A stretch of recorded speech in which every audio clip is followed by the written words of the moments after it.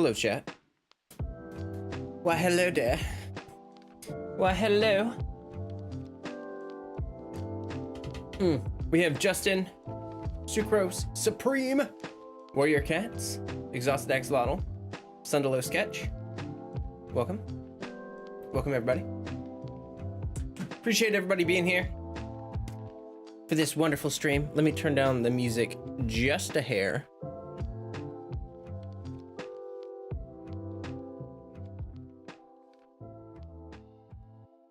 There we go. It's gonna be a good day today. So I got sucked into trying an early access game the past couple days.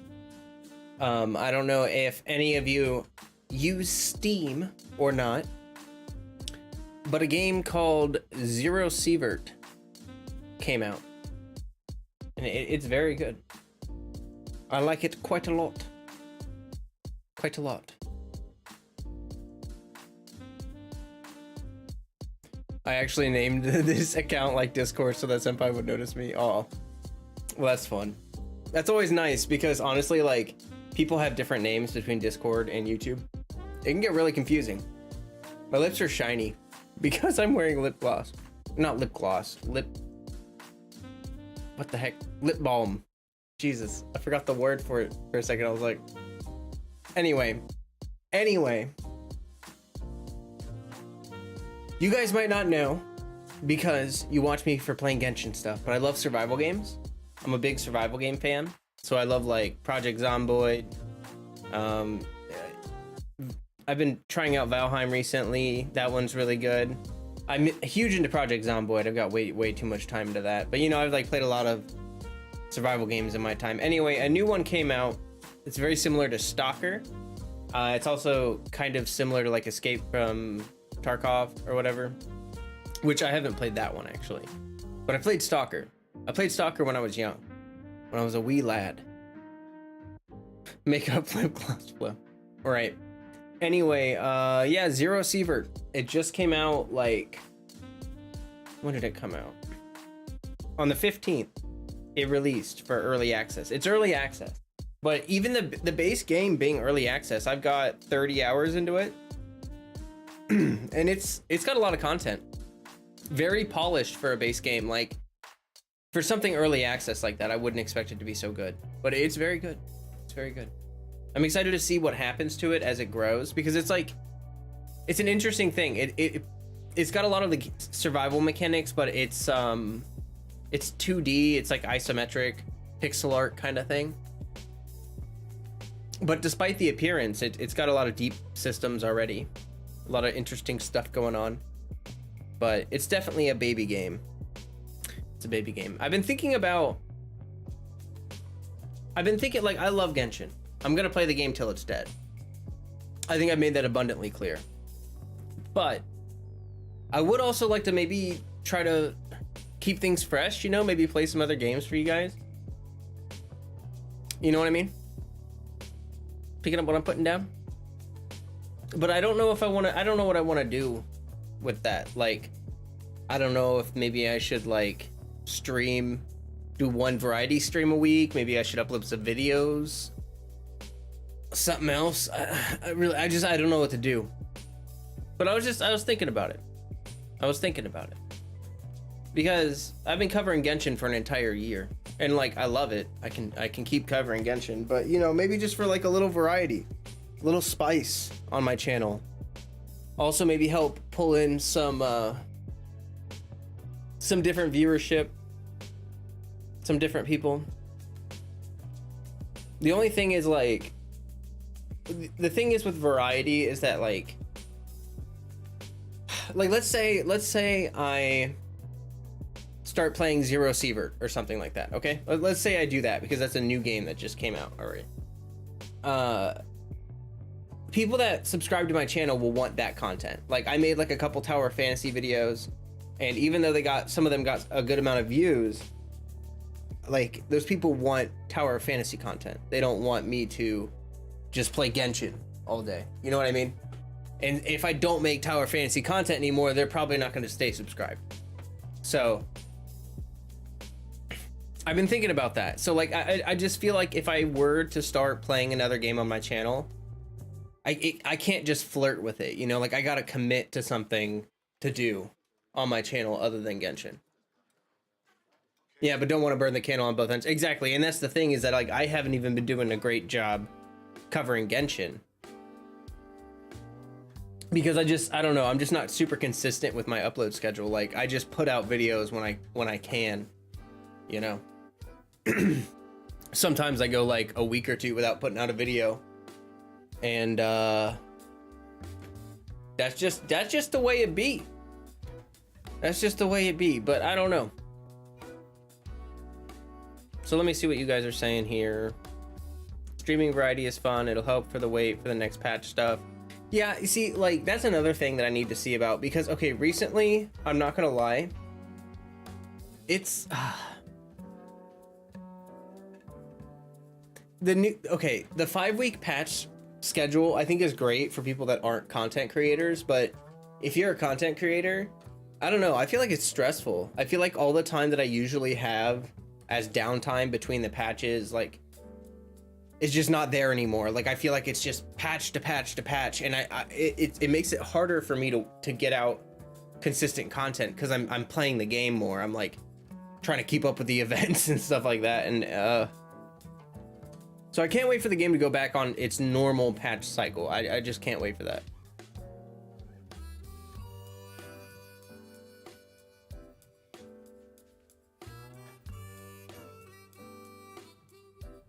Paul says, if you don't care about metrics and YouTube success, then you should do variety for your own enjoyment. Otherwise, YouTube is best for focused creation.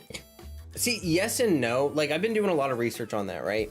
And there are a lot of YouTube channels that are huge that do variety. Now, granted, a lot of those channels used one piece of one game to get big, and then they started doing variety. And they can just grow because they have such a big audience to push their content into the algorithm, no matter what they do.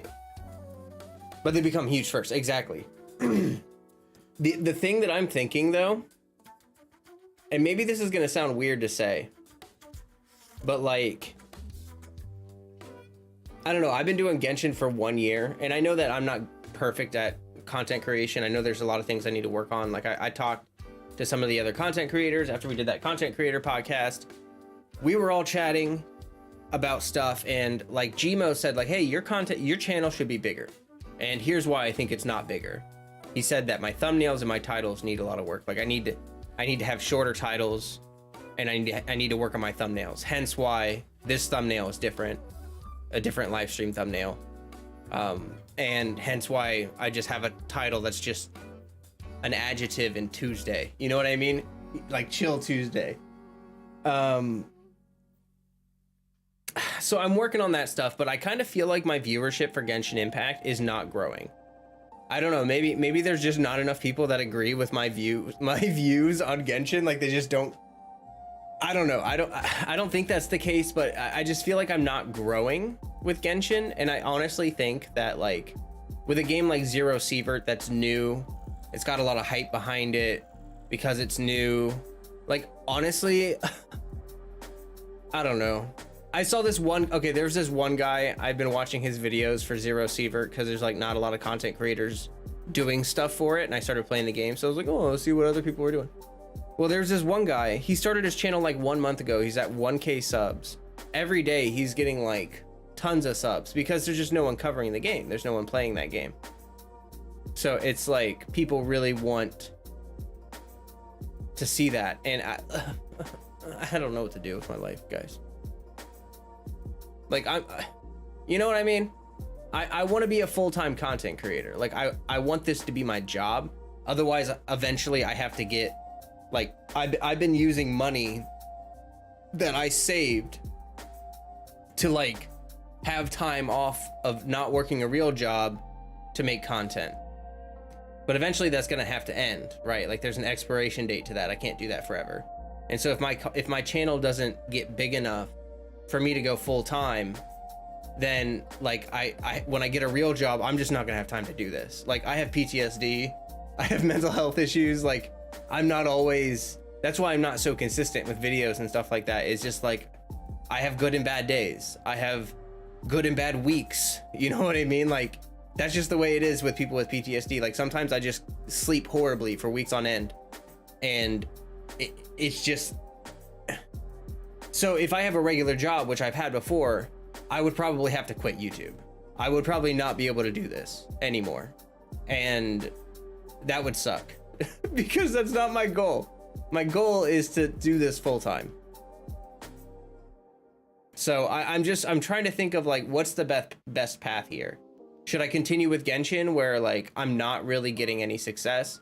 I get a lot of hostility from people constantly. Like I just feel like maybe people don't want a content creator who like, so many people hate Genshin and they just want, like, when I think about Genshin, like, I just don't have this big perspective of drama and all this stuff. Like, I just enjoy the game as it is, and I don't, you know what I mean? Like, everyone has such deep opinions about Genshin. Everyone has such contrasting, diverse opinions about the game, and a lot of the times it's aggressive, and a lot of the times it's full of frustration and like things they wish were but aren't, stuff like that. And I just have a very simple view of Genshin, where I think it's a great game. I just think that the reason why it gets so much controversy is because it's successful, and they're doing things differently, and not all of it's perfect. Whenever you have something that's successful and doing so well and making such a big wave, I guess, you have people that are going to crap on it and come back at it with equal hostility. Paul says, I think you could cover 2 games at the same time. Both just have to be high investment. Capturing the initial burst in popularity for new games is key, so maybe you should try. Yeah, that's what I'm thinking. Like, because the guy that I was talking about earlier, he's growing a lot.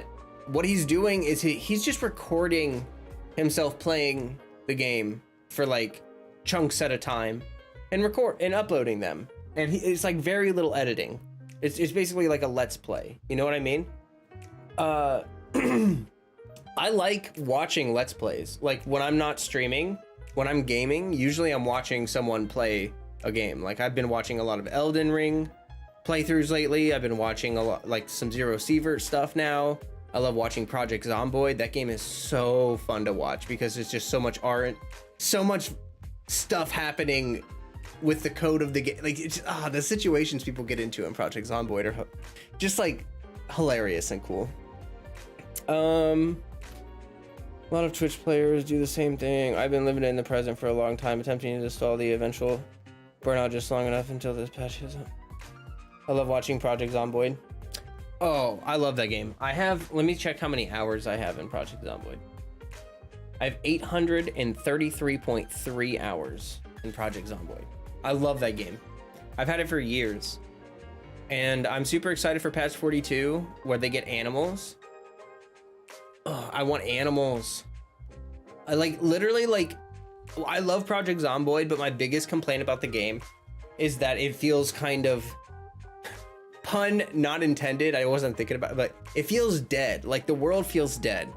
And it's a zombie game, so yes, I know, undead, dead people, and like, but without NPCs and with just you and the zombies, when you're not used to the game and you're new to the game, there's so much happening, there's so much to learn, there's so much going on, you die so often, you don't even think about it.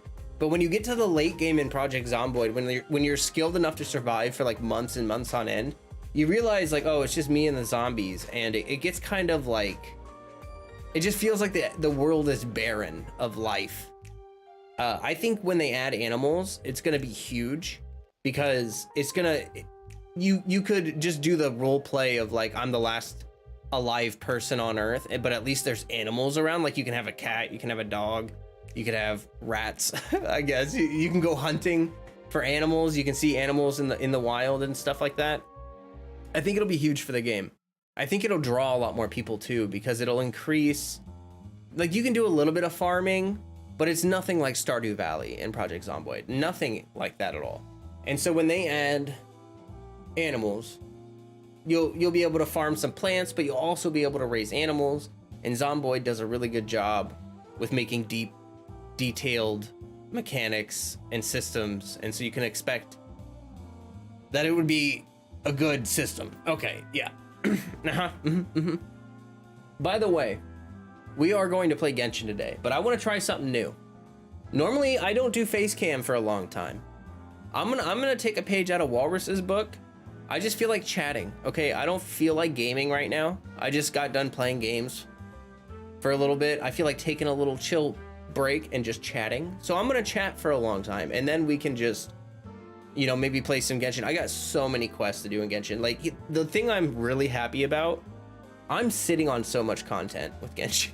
I have like 3 character quests that I need to do. I have unknowable amounts of world quests that need to get done. So there's a lot of content there, and I'm not trying to rush through all of it. I do have some events I need to get done. I need to get done the fungi event. So if we do play today, we will be going through the fungi event. Sundalo is running out. Well, you see, and that's another thing. That's kind of why I want to showcase some other games on my channel, because if you guys are like running out of content with Genshin, like the reason why I'm able to have content is because I play other games too. Like, I don't just exclusively play Genshin, which I think is like a good thing about Genshin. How do I put, okay, like when I was playing Lost Ark, I felt like I didn't have time to play other games. I felt like when your dailies take hours and you're just like doing all this stuff, it's too much to want to play other games at the same time. Hey Zach, good to see you, by the way. And Nat, good to see you, by the way. Let me see what you guys said before I jump into this. Short videos, 5 to 10 minutes max, tend to do better. I don't know if it's people's shorter attention span these days, but I feel like viewership probably has a connection to that. Yeah, no, that's true. That's true.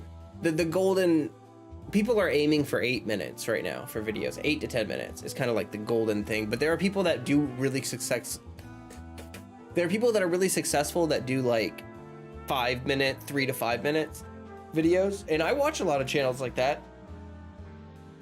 Like Elden Ring, Ratatosk, I think that's his name. He does. Wait, is that his name?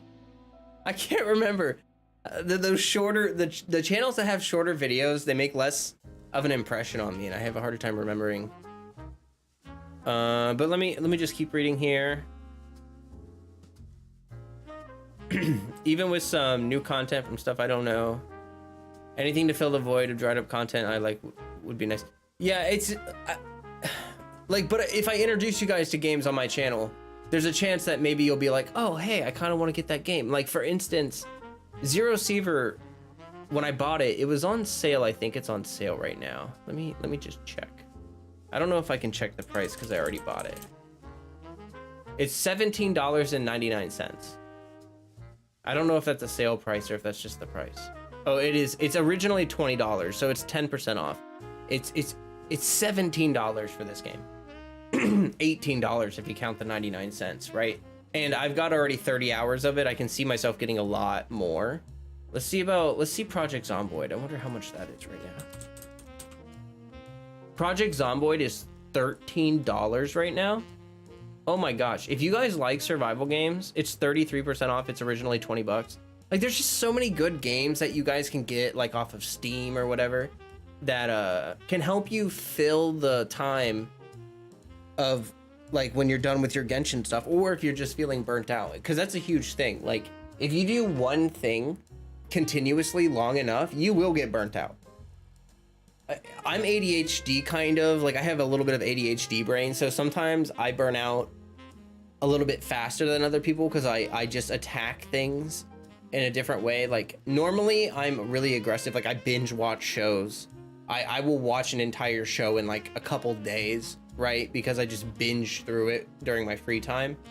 But that also means that I burn out on things faster. So like a video game, like I'll play it for like 100, 200 hours, like really aggressively. And then I'll be like, okay, I'm over it and I want to do something else. Genshin is a rare thing for me, to be totally honest with you guys. Genshin is the first game that's held my attention for this long in years. Literally like years and years and years. I used to play a lot of MMORPGs. Let's see here. I played Mass Effect 3's multiplayer. I don't know if you guys ever played Mass Effect 3 or its multiplayer, but the multiplayer in that game is legendary. It was so good. I played it for like probably a year and a half, 2 years combined, because it was just endless. It was just, you could just keep playing it forever. It was so good. And then, and it was also co-op, which was great. Let's see here. I played a couple MMORPGs for a long time, but anyway, Genshin is just a rare thing for me. Normally I burn through games pretty quick, to be totally honest with you. Let's see here. Sadly, you have a element to your community. You care about all those, and that can start getting overwhelming. You are like a diamond in the rough. You're great at what you do. Oh, thank you. I prefer a chill feeling. Your streams, or I prefer a chill feeling. There's too much drama. It brings down for me. Yeah, I get that. I don't like it when there's too much drama either. Same here. It did start as a mobile game after all. Made it to be briefly enjoyed before getting into IRL things. True. What about asymmetric multiplayers like Evil Dead, which is free now? A fairly big audience for that kind of content. Evil Dead. I don't know about that one. I haven't heard about that. You can feel free to tell me more about it. I could maybe look it up after stream. Freddy wants pets. He wants pets. Giving him some pets. Okay, let's see here. Genshin was made to be a side game. That's why so many people stick to it. I think it's just made in an understanding that like for example, I think Lost Ark is a part of a dying breed of games. And what do I mean by that? I mean that games that demand that much time for you to make progress, like I remember when I played Lost Ark, just to give you some context, when it launched globally. I played for about 6 to 8 months. I was doing end game content, the raids. I was doing the Vaulted raid. I was getting ready for Belshazzar. Who's after Vaulton? Vicus. I was preparing for her or whatever. That's the one that was, I never made it to Vicus. But the point is I was putting in a lot of time, and I felt like I was barely making progress. Like, you have to think about it like,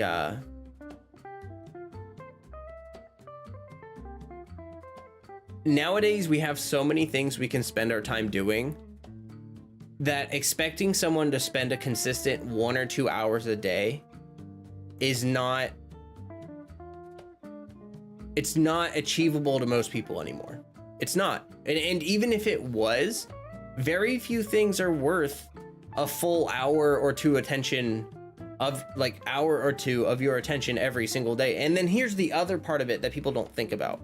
When a game comes out, when a game is new, yes, you want to play it for an hour or two every day. You want to you're fine with that. But after 6 months, after a year, that turns into a chore. But now, instead of it being like, you know, like Genshin is 20 minutes, if you really go through everything really fast, 15 to 20 minutes to get everything done. And then you can kind of like do whatever you feel like doing after that, right? Like quests or exploration or teapot or soon to be the card game. You know, like we have auxiliary things other than just spending resin and doing daily quests, right? Okay. But if you just want to get your dailies done, if that's all you're trying to do, get your dailies done, it's like 20 minutes. That is why, exactly, Nat has such a good point. That is why Tower of Fantasy will slowly burn. Because I was spending 2 hours a day doing dailies on Tower of Fantasy. And when it first came out, it's like, cool, yeah, I get to play Tower of Fantasy, woo! But then eventually you're like, oh my God, like, can this not take so long? Can this please be not such a long process? You feel like you're just doing so much work for so little reward, okay? Whereas Genshin doesn't give you much reward, but it doesn't make you do much work either. Let's be honest about that. Okay, so at least they don't make you trudge through the dirt to get these daily commission primo gems. You gotta bounce on a mushroom 5 times. That's a joke, right? Like it's so easy to just get it done. And that's the thing. You always want to play more Genshin. Like, unless you're burnt out. But if you're not burnt out, you always want to, you get done with your resin and it's like, God, I wish I could spend more resin. I wish I could do more quests. I wish I could do more exploration. And that's the thing. they've developed it in a way so that like you are always wanting more of it. They understand that if they let you do too much in one day all the time, people will burn themselves out. Like I will burn myself out on a game. I know I will. Like this Zero Seaver game, I told you I've been playing it for like 2 days. I have 33 hours into it in 2 days. That means I've been playing it basically since I woke up until like nighttime for like a couple days now. Because it hooked me. It hooked me. It's super good. But I can guarantee that I'm gonna play the crap out of it, and then I'm gonna get super bored of it, and I'm not gonna want to touch it for a while. Okay? I can't do that with Genshin. I just can't. And so it prevents me from screwing myself over and burning myself out on the game. Does that make sense? Which I understand can be frustrating, but there is also a good thing about it, is that 2 years in, I'm still excited for the future of the game. Like I still yearn for more Genshin. You know what I mean? Rather than me feeling like, okay, I've had so much of this. I'm so over it. Like I just don't want to touch it anymore. Which is how there are so many game franchises that I'm burnt out on. Like BioShock, I'm burnt out on that. I think that Left 4 Dead, I'm so burnt out on Left 4 Dead. Oh my gosh. When people ask me to play Left 4 Dead, I throw up in my mouth a little bit. And Left 4 Dead is a great game, but I played so much of it. I don't even want to think about playing Left 4 Dead anymore. It's actually sad to say, it's the same thing with Minecraft. Like, oh my God. I played Minecraft when it first came out, when all you could do is like make a wood house and punch pigs. Like that's it, all you could do in the original Minecraft. It was so basic, and I played it for years and years and years. I'm sick of it. I don't care how many features they add.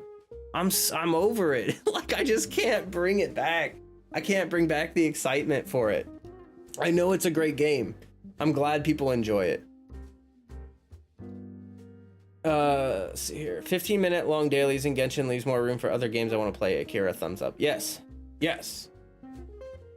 That's the part of Genshin I like. Do my dailies and get off. Exactly. And then when you have quests, you can just do them. You know what I mean?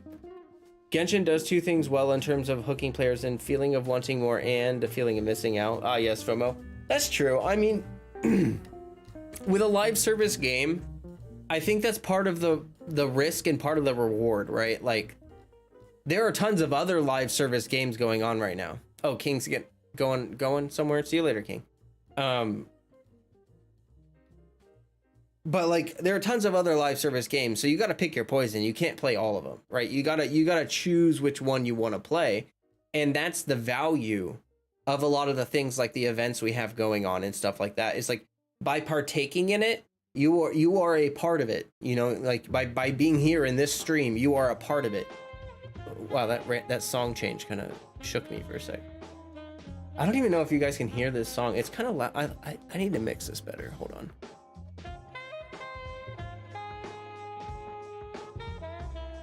Now you should be able to hear it. Can you guys hear the music? Let me know if the audio is okay. I just realized it was kind of quiet. Rodas can hear it just fine. Okay. Probably for non-headphone users, it's hard to hear. Okay, anyway, I could use another BioShock. Time Loop looked like it offered something similar. Time Loop, interesting. If we had the ability, we would overplay games. I like that games like Genshin serve as a visual reminder to not do that. That's true. Exactly, and that's the point that I'm trying to make here, is that like, we will destroy ourselves. We will end our enjoyment of games by just burning out on things. And the thing is, the weird thing is about it is that people, you want to know what's crazy? People are so not self-aware that they don't even realize that they're burning out on a game. What happened? You will see this okay. There's a hype bandwagon with gaming, and every time a game comes out, everyone's in love with everything about it. They're like, oh my gosh, I love this about it. I love that about it. This is the best game I've ever played. Oh my gosh. Like, oh my gosh. And then they play it and they play it and they play it. And then like a month and a half, 2 months, 3 months later, when the honeymoon phase ends and they start burning out on the game for real, they just start complaining about stuff. And this is what happened with Genshin too. Especially because Genshin had such a huge hype. Oh God, I'm sorry, I hit my desk. Genshin had such a huge hype bandwagon that when it came out, people that normally wouldn't play a game like Genshin started playing a game like Genshin. They started playing Genshin. They got kind of sucked in with the hype and the rose-colored glasses and everything, and they're just like, oh my gosh, I love this game so much, oh my gosh. And then once that honeymoon phase ends and the burnout starts to kick in, people realize that, like, unless they have a specific motive to keep playing, like learning about the lore, the characters, blah, blah, blah, blah, unless you have a specific motive to keep playing, you start expressing burnout by just talking about everything you don't like about the game. And so you're burning out, and that's the only reason you're not enjoying the game anymore, but you start blaming it on things that the game is doing. So you're like, oh, resin, oh, this and that, oh, this, oh man. And it's just you're getting sick of the game. You know what I mean? Maybe there's nothing really inherently wrong with the game, but you're just kind of sick of it. And then they move on to the new game that comes out. So another game comes out and they're like, oh my gosh, this is gonna be the game that ends all games. This is my game. And 3 months later, they're like, I hate this game. All right. Anyway, if you guys have not liked the stream already, please go ahead and drop a like on it. That would be fantastic and would help me out a lot. Okay. Wow. Just chatting, guys. Just chatting. Can you believe it? Can you believe it? It's kind of awkward. I'm used to having the game up. I feel like I should like dance or something, you know, like I feel like I should be doing something.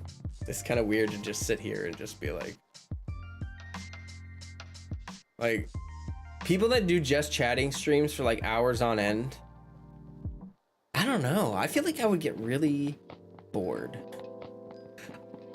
Be like Walrus and talk our ears off. I could. I'm feeling like chatting today.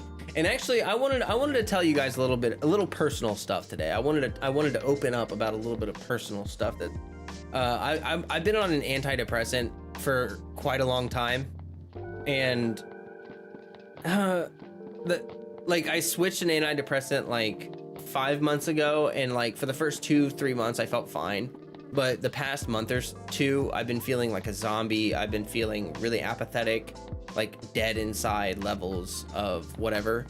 And so I've been lowering my antidepressant dose over the past week or so, and I've been feeling a lot better. I've been feeling like actual feelings. I started binge watching some emotional shows, and like the smallest thing will happen and I'm like sobbing. I'm like, oh my gosh.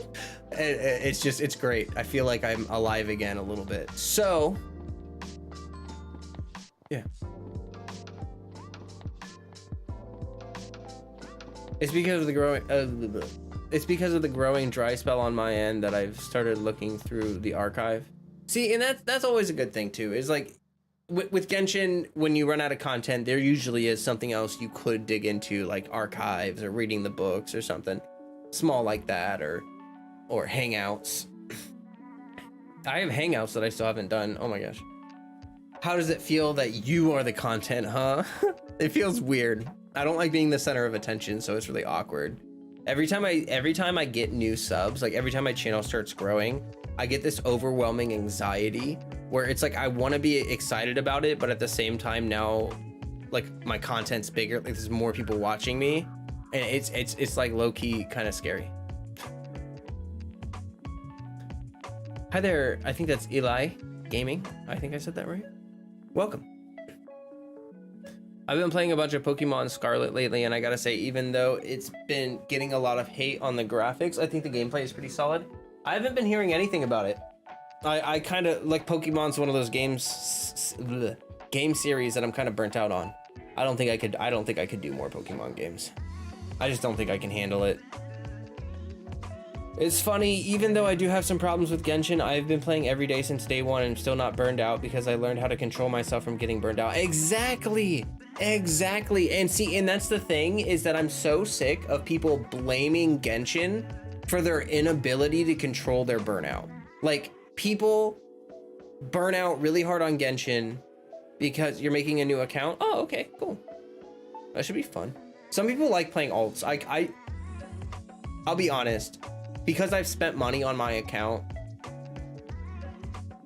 there's no reason for me to make an alt. Like maybe to replay the story, but I just watch people on YouTube replay story quests. So I don't really have any actual desire to make an account, like a second account, do all the dailies twice and stuff, even though like you could.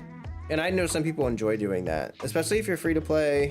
It helps make, you know, like save up some banked up primos on your other account to pull like random characters that you kind of care about, but you don't really care about, so that your main account can be like strictly the characters you really, really want. You know, I can see the reason to do that.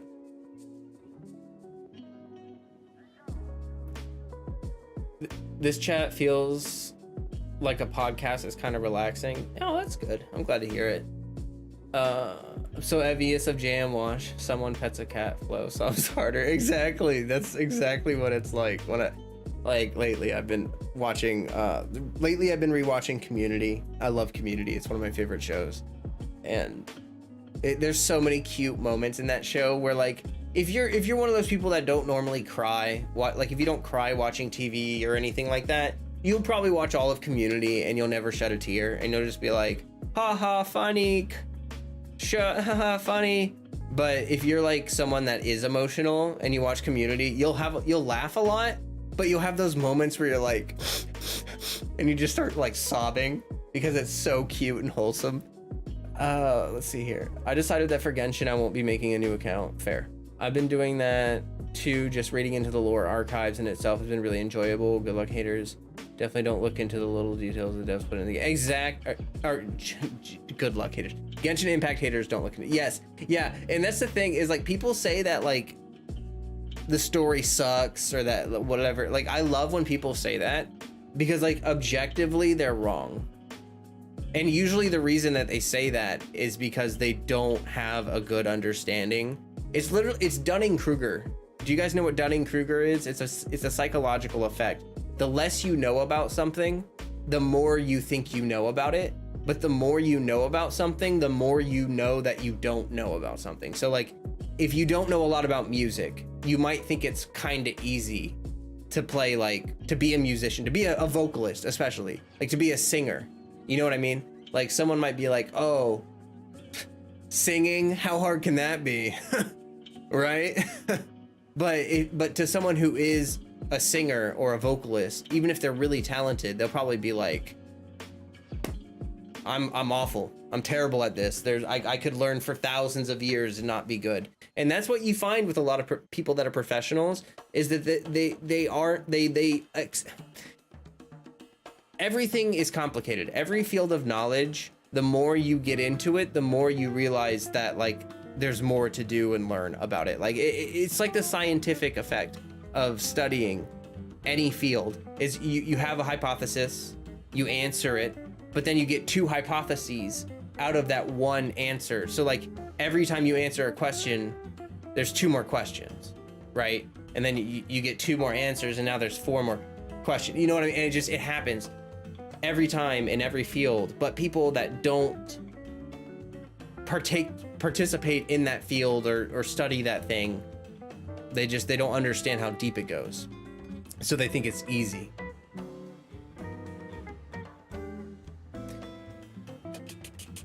You can join me when it's done, always on level 16. Maybe.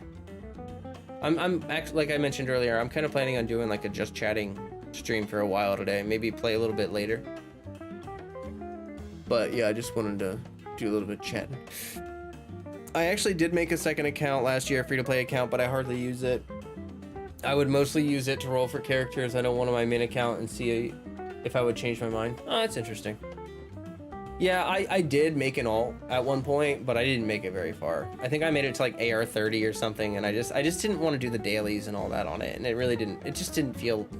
Like I said, I can just watch other people play through the story on YouTube. Like, why? I don't need to make an alt and do all this work to watch the story. Rodat said, hit me up on Discord if you need any co-op help. Yes, we have tons of friendly people in our friendly Discord, which is pinned in the chat here. Over here. You're more than welcome to do that. It's also in the description. The Dunning-Kruger effect. I think that's the first time I've heard that from you. Really? It's a very good thing to understand about people. Because people tend to correlate confidence to talent. So when people see someone that's really confident about something, they tend to assume that the person is really talented and skilled. But the reality of it is that most of the time people that are really confident are bullheaded and they aren't skilled. They're usually just lucky or good at improvising. And so they can kind of play it off like they're better than they actually are, or they can pull like it's a facade. It's a facade for a lot of people like that. But they don't even realize it because they don't understand that they're okay, yeah, you get it. There are a lot of people online who just love pretending to be an expert only to shame somebody else. True. Oh my god, true. True. Like the tone of everyone who comments on my videos telling me how bad Genshin is, their tone is like, clearly you don't understand how terrible of a person you are for enjoying this game.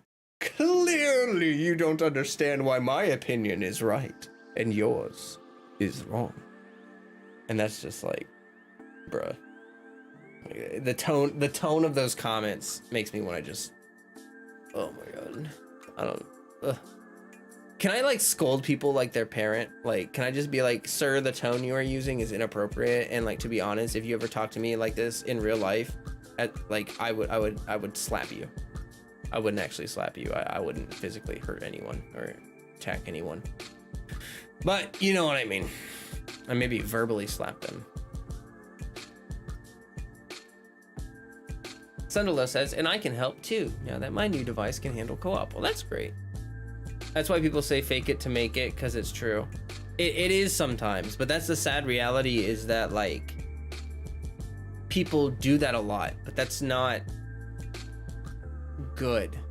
You know what I mean?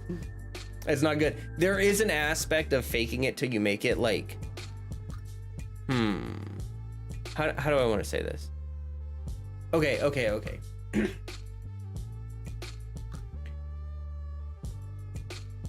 We have a celebrity culture, right? We idolize celebrities. A lot of us do. I don't. I don't really care about celebrity culture at all. I'm not gonna lie. I like movies and stuff, and I like shows and stuff, but I don't follow the lives of actors or actresses. I don't follow the lives of musicians that I listen to. I appreciate their music, but I don't care to know who they dated. I don't care to know what food they like. I don't care, because I care about their music. I care about their art. I don't care about them as a person, which is just, I think, a fundamental disconnect I have that a lot of people don't have. A lot of people fall in love with someone's art and then fall in love with the person making the art, which are two fundamentally very different things, especially if you're talking about entertainment. So when people develop a viewpoint of an individual person, this is a part of existentialism. You are who you are, but you are also partially what people view you as. And for that reason, when people become idolized as celebrities, they start to have to play into that. They have to play into that idolization to retain people's, or they think they have to retain people's whatever. So a lot of celebrities, that's why they lie so much. That's why they lie about their lives. That's why they pull huge stunts of grandeur and stuff like that. It's because they feel that they have to uphold the illusion that is being created of this like enigma that they have to do or whatever. Why did I start talking about that? Oh, faking it till you make it. Yeah, exactly. So a lot of people idolize celebrities as if they're these perfect people, but they're not. Like the same way people, this is actually famous for Buddhist monks and like Zen monks. People would travel large distances back in the day to study under these monks. Like you have to understand the gravity of the situation. If you showed up at a monastery, a Zen monastery, you had to sit outside and they would actively tell you to leave. They would beat you with a stick and they would leave you out there to starve. for up to like days on end. Days on end. You could die just because they won't let you in. It's to test your how serious you are to undertake the study, right? And so people would travel far and wide, and then they meet the monk. They, after, you know, starving for days outside this monastery, they get under the thing, they meet the monk, and they realize that the guy is just a guy. Like, he's a smart guy, but he's just a monk. Like, they think he's a master, but he's just like kind of a little bit wiser than the rest of the monks, and that's why he's in charge. You understand what I'm saying? The idolization of these people is so much grander than the reality of who they are. And so there's this one quote, I think it's like an Alan Watts quote, where it's like, people love and worship these people, these masters, until they realize that they smoke cigarettes, or until they realize that they have sexual relationships, or until they realize that they drink alcohol. And then suddenly the veil falls from their eyes. And it's like, yeah, you that's why we have that one saying, you don't want to meet your heroes.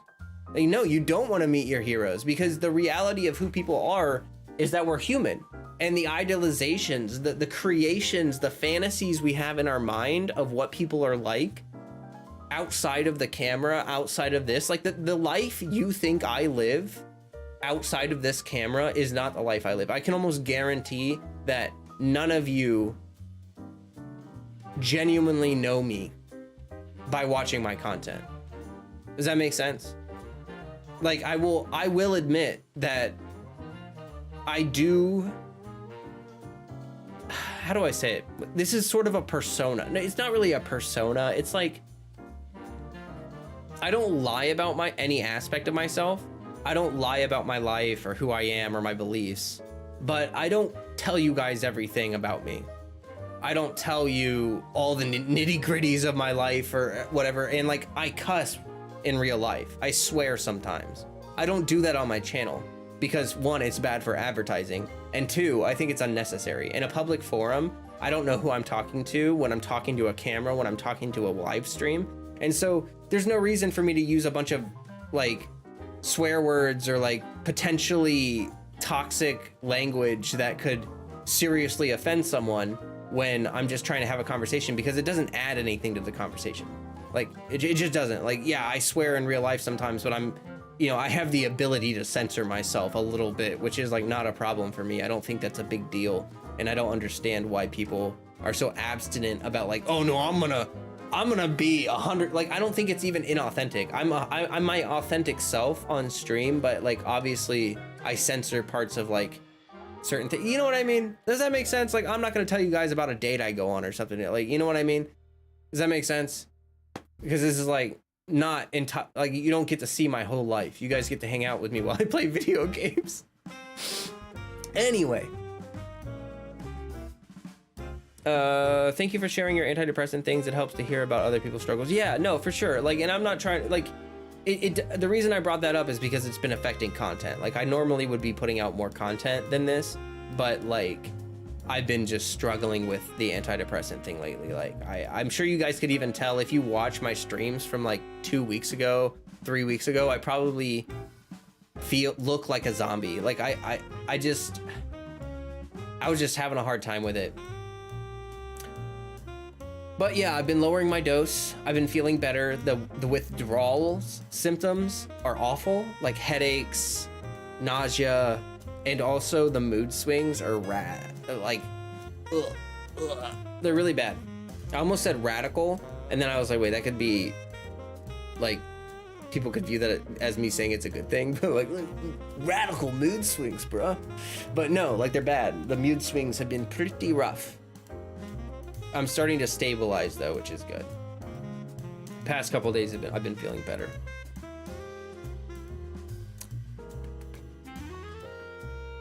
And they know how to act and use the power of the theater to cause harm. The Sundalu, yeah.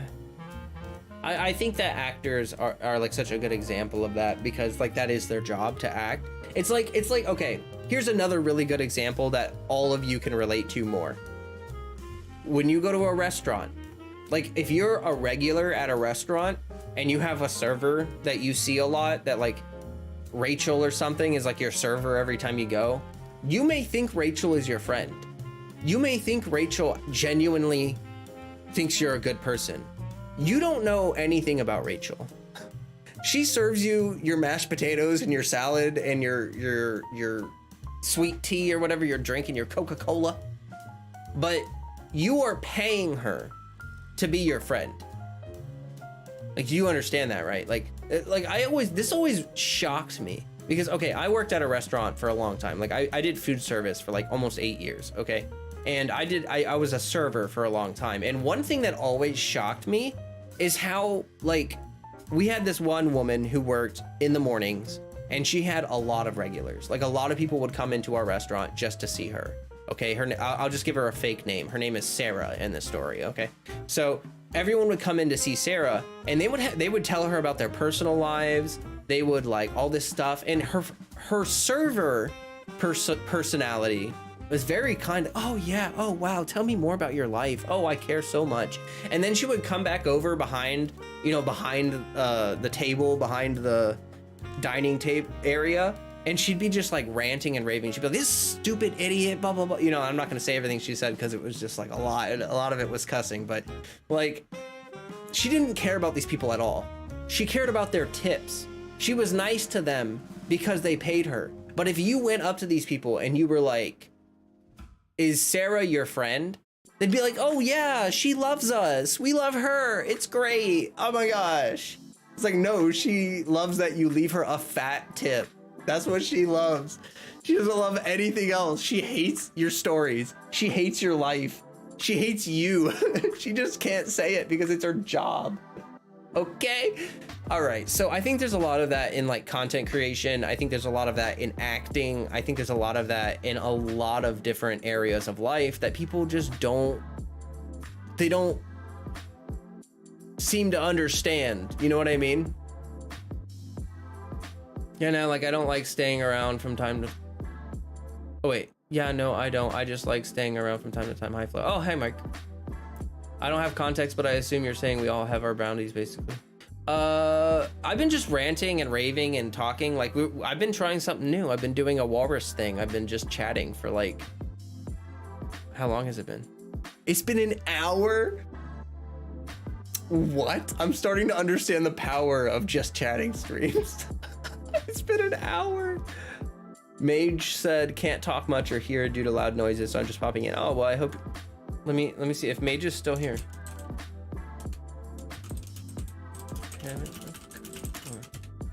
Thanks for stopping by. Look at that. I chatted. Okay.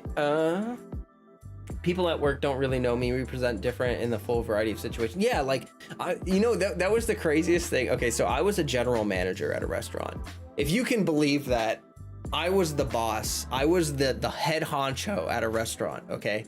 For like I did it for like a full year. I trained for before that, and then I did it for a full year, and I hated it. People treated me so different because I was the boss, right? Like, I'm just a person, okay?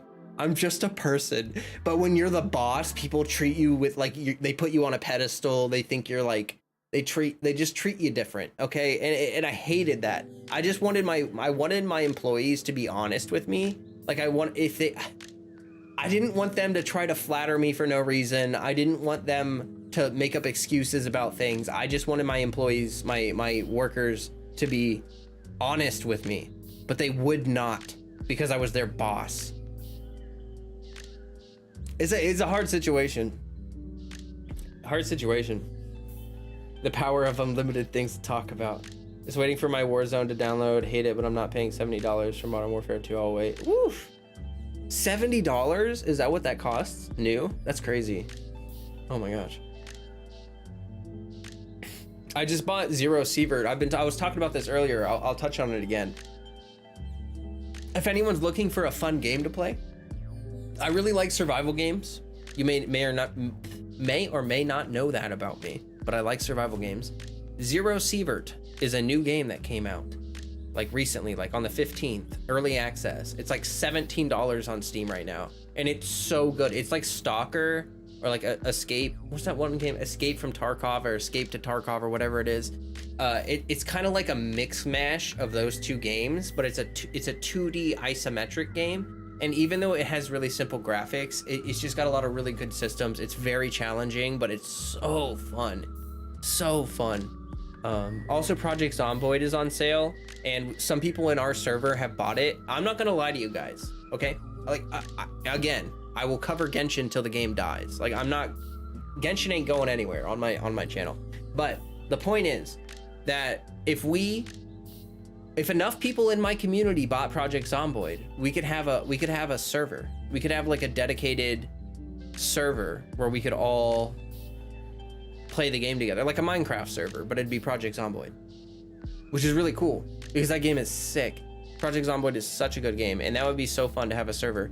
But that would also require me to make content for the game, which is something that we were talking about earlier. For people that just popped in, we've hit a number of topics, but one of the topics I was talking about is that I was thinking about expanding my channel to covering more than just Genshin. Like, I just feel like I've sort of hit a roadblock with Genshin. Like, I am growing, but I'm growing so slow, and it's a struggle. I need my channel to grow faster, so I'm gonna keep putting out Genshin content, but I think I might try a couple new things. Like, I might try making a couple, like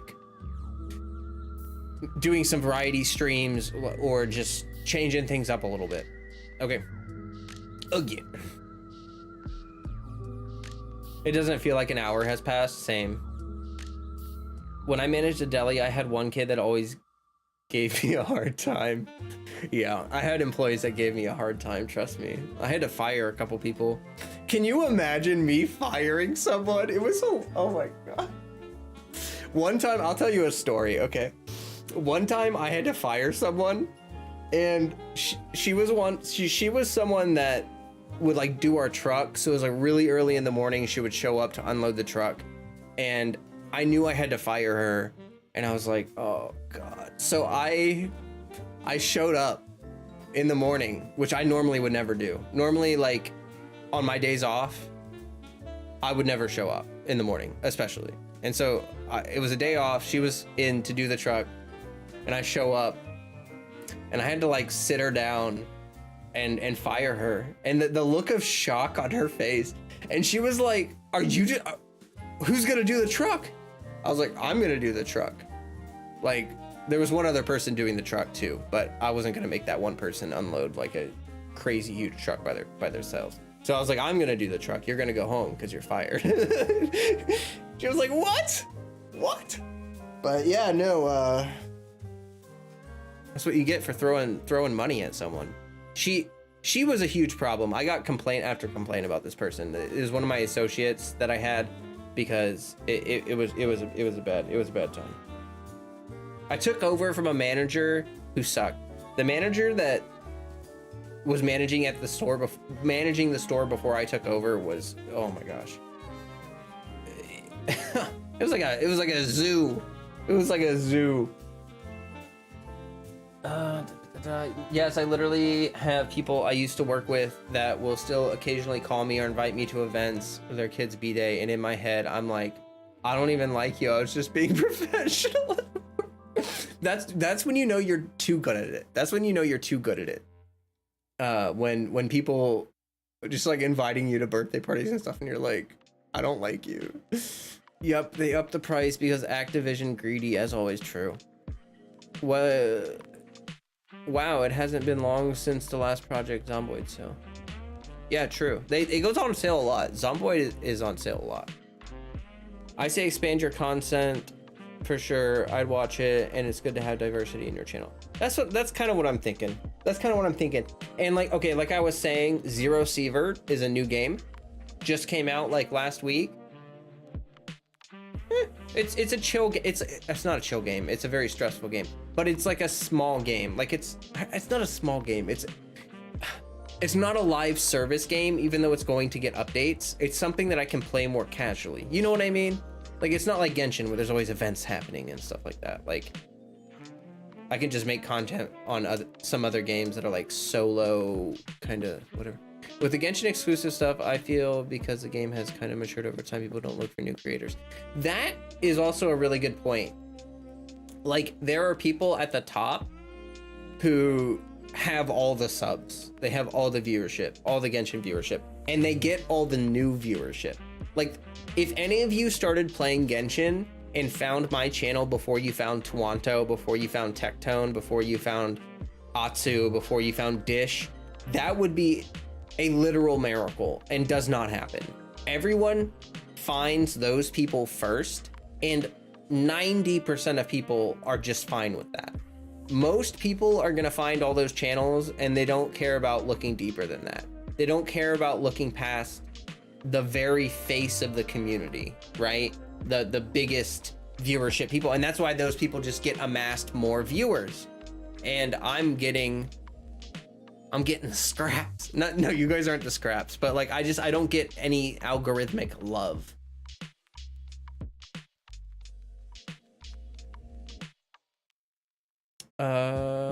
Fake it till you make it, blah. With Genshin, yeah, I found a lot of them first before I found you. True, very true. Yes, I mean, I found a lot of them before I made my own channel. That's why I made my own channel, because I just didn't enjoy. I felt like a lot of the people who were covering Genshin were covering it for the views, were covering it for the subs. I felt there was a lot of fake love for Genshin, where it's like people knew it was hyped, and so they wanted people to think that they liked the game. So they overhype how much they love the game, and they like, you know what I mean? Does that make sense? There's a lot of people who play Genshin who are like, oh my gosh, it's like the best game I've ever played in my life. And they're like always like that, like they're trying to farm the hype. Scraps, excuse me. No, you know what I mean? Like with the algorithm, I realized as soon as I said it, I realized how I should just like take my foot and shove it in my mouth. I phrased that so poorly. During most of the bigger dramas, I eventually found you as a safe space from all that during its peak. That's what I feel like happens, actually. I feel like because when a lot of the drama gets really bad in the community, I think people kind of start to look elsewhere, like when other content creators, you know, like I think, okay, like one thing that happens, I will say, is like some of these bigger content creators, some people don't want to watch a content creator who will never read their chats. Like if you start watching Tuanto, what are the chances that you'll ever be able to chat with Tuanto? What are the chances he'll ever read a chat from you? You know what I mean? Like virtually zero. And I think that's what gets people to look beyond those content creators, because they have such a big following that you were just like in an ocean of viewers. And sometimes that lack of interactivity can be kind of like not good enough for some people. That's, you know what I mean? Like I watch some of those content creators that are bigger, but I prefer like smaller content creators for things like streams where there's more interaction happening. Sometimes I think once people get to a certain point, they stop reading chat, because all chat is just like people saying true or emojis over and over. And once people hit that point, there's just no interaction left with their community. And I don't know, I like seeing people interact with their community. I can imagine. So I only started playing actively around 1.6. Wanted to curious. Okay. Trying to actually catch all these chats here.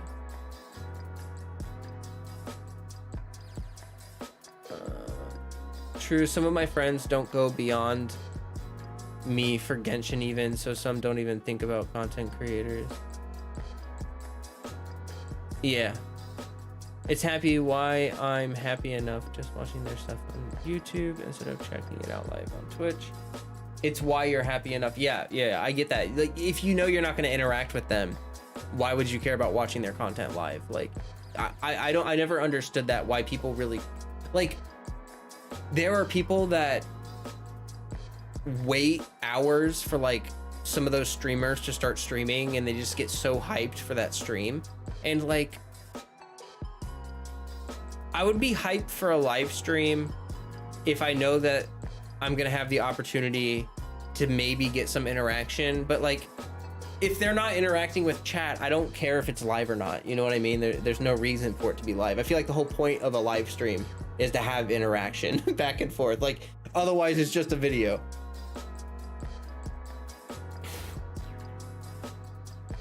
I genuinely do have an IRL friend that likes Genshin, but even he doesn't play it as much as me.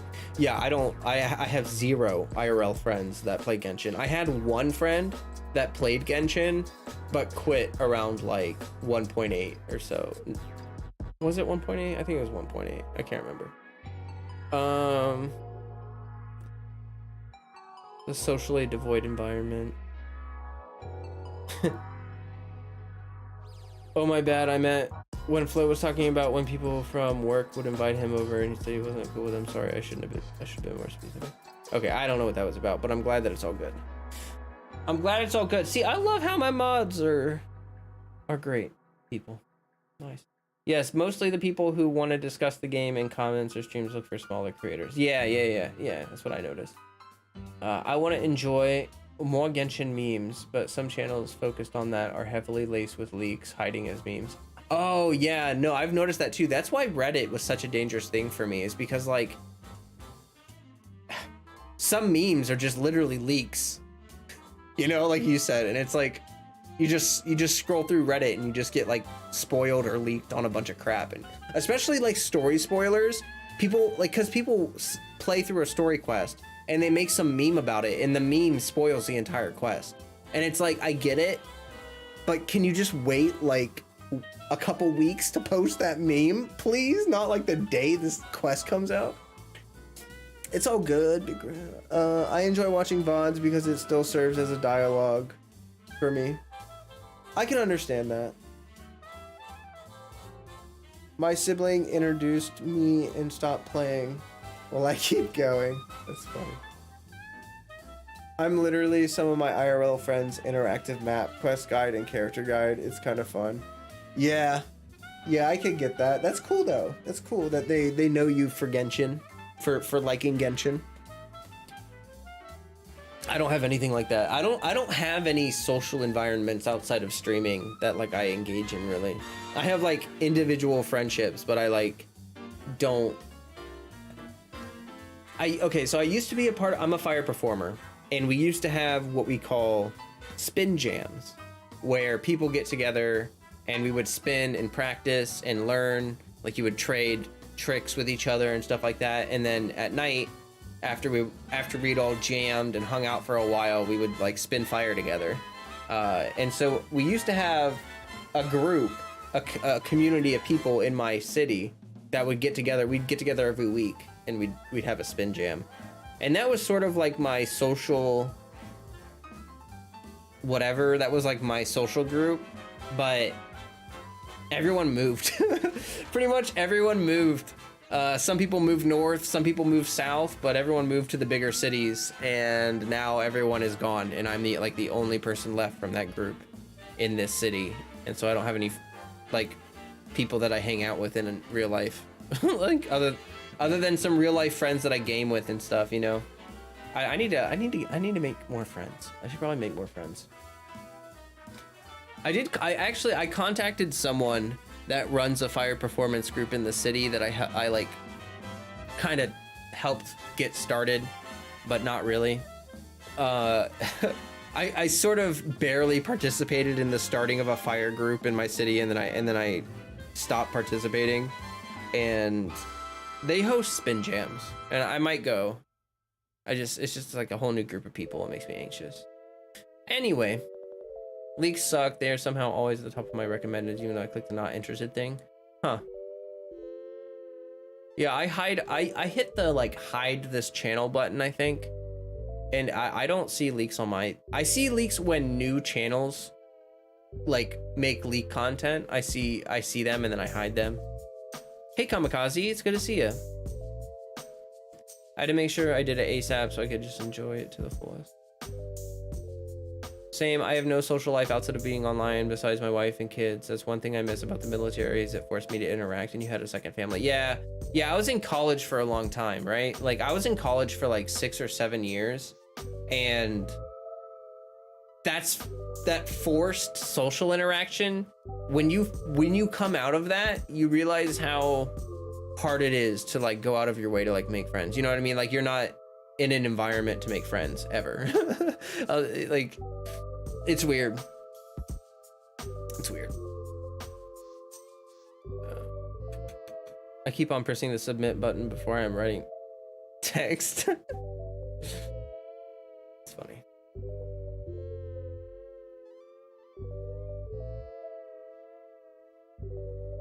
It's crazy because Archon leaks for 3.2 were coming out 5 days before the patch went live. Oh my god.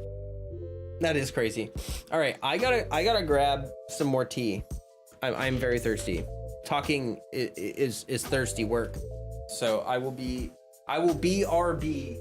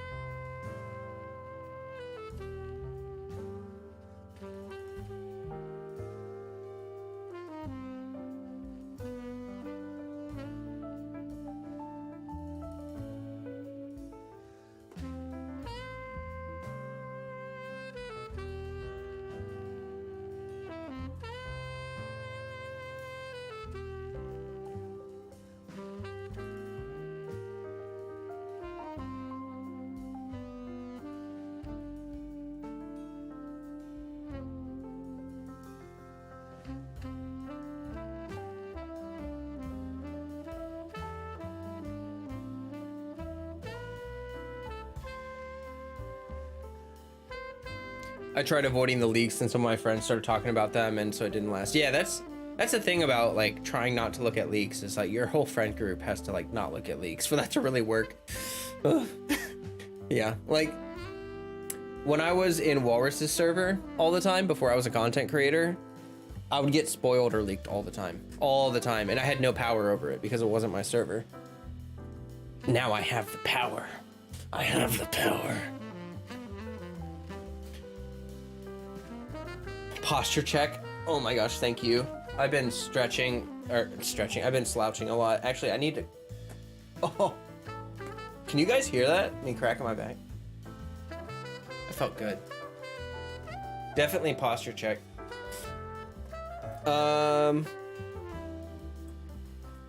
If only the community wasn't so reliant on leaks. I know. I just think it's crazy that people just can't live without them. Like, for me, I find that it's better. Because, oh, hold on, I gotta clear my throat. Okay, so I find it's better to like not look at leaks because the hype is better when you watch a live stream. Like the patch update live streams, when I was looking at leaks, I would watch those and I'd be like, yeah, I knew all of this. There'd be like one small thing I didn't know already. And also when you look at leaks, you get everything piecemeal. So you get like small bits of information constantly. And I don't like that. It's like, oh, we learned something today. What does it mean?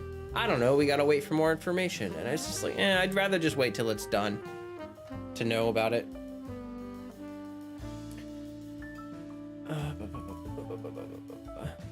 I can understand people want to get excited and to pre-farm. I can understand that, but like, if I'm being totally honest with you, farming up a unit is really satisfying to me, and I actually feel like it's not that satisfying to pre-farm a unit.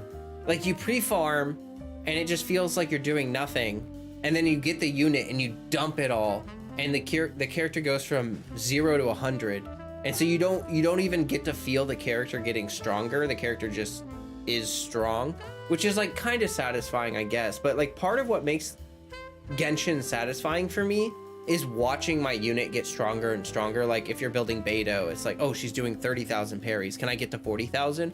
Oh, I got to 40,000. Can I get to 50,000? You know what I mean? Like that kind of thing. And when you pre-farm for a unit, I feel like most of the time they're just maxed out and it's done. That's actually one of the reasons why I leave my units at level 85, because they can still gain EXP from killing overworld monsters, and like eventually they will get a little bit stronger, even if it's not much. It gives me something to look forward to.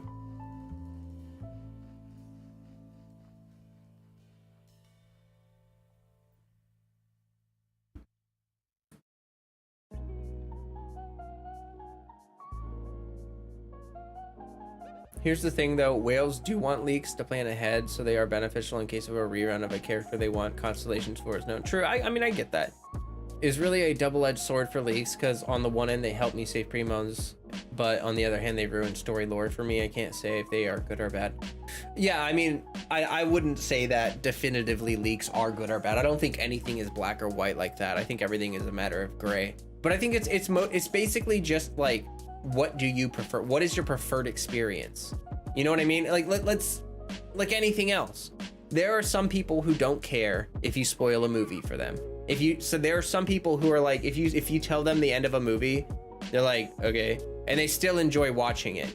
They just don't care about that. But there are some people who really care about it and don't want it spoiled for them before they experience it for the first time. It's the exact same thing, in my opinion. It's the exact same thing, just in this form. And it just, people just treat it differently because, again, primos are involved, like resource management is involved. If I didn't see Hu Tao leak on the first banner, I probably wouldn't have enough primo gems to pull her. I mean, fair enough. I look at leaks, but I agree there's a unique excitement when you get to watch Hoyo's releases. I get too excited about kids and what kits. I face kits and what they add to the current synergies. Yes, yeah.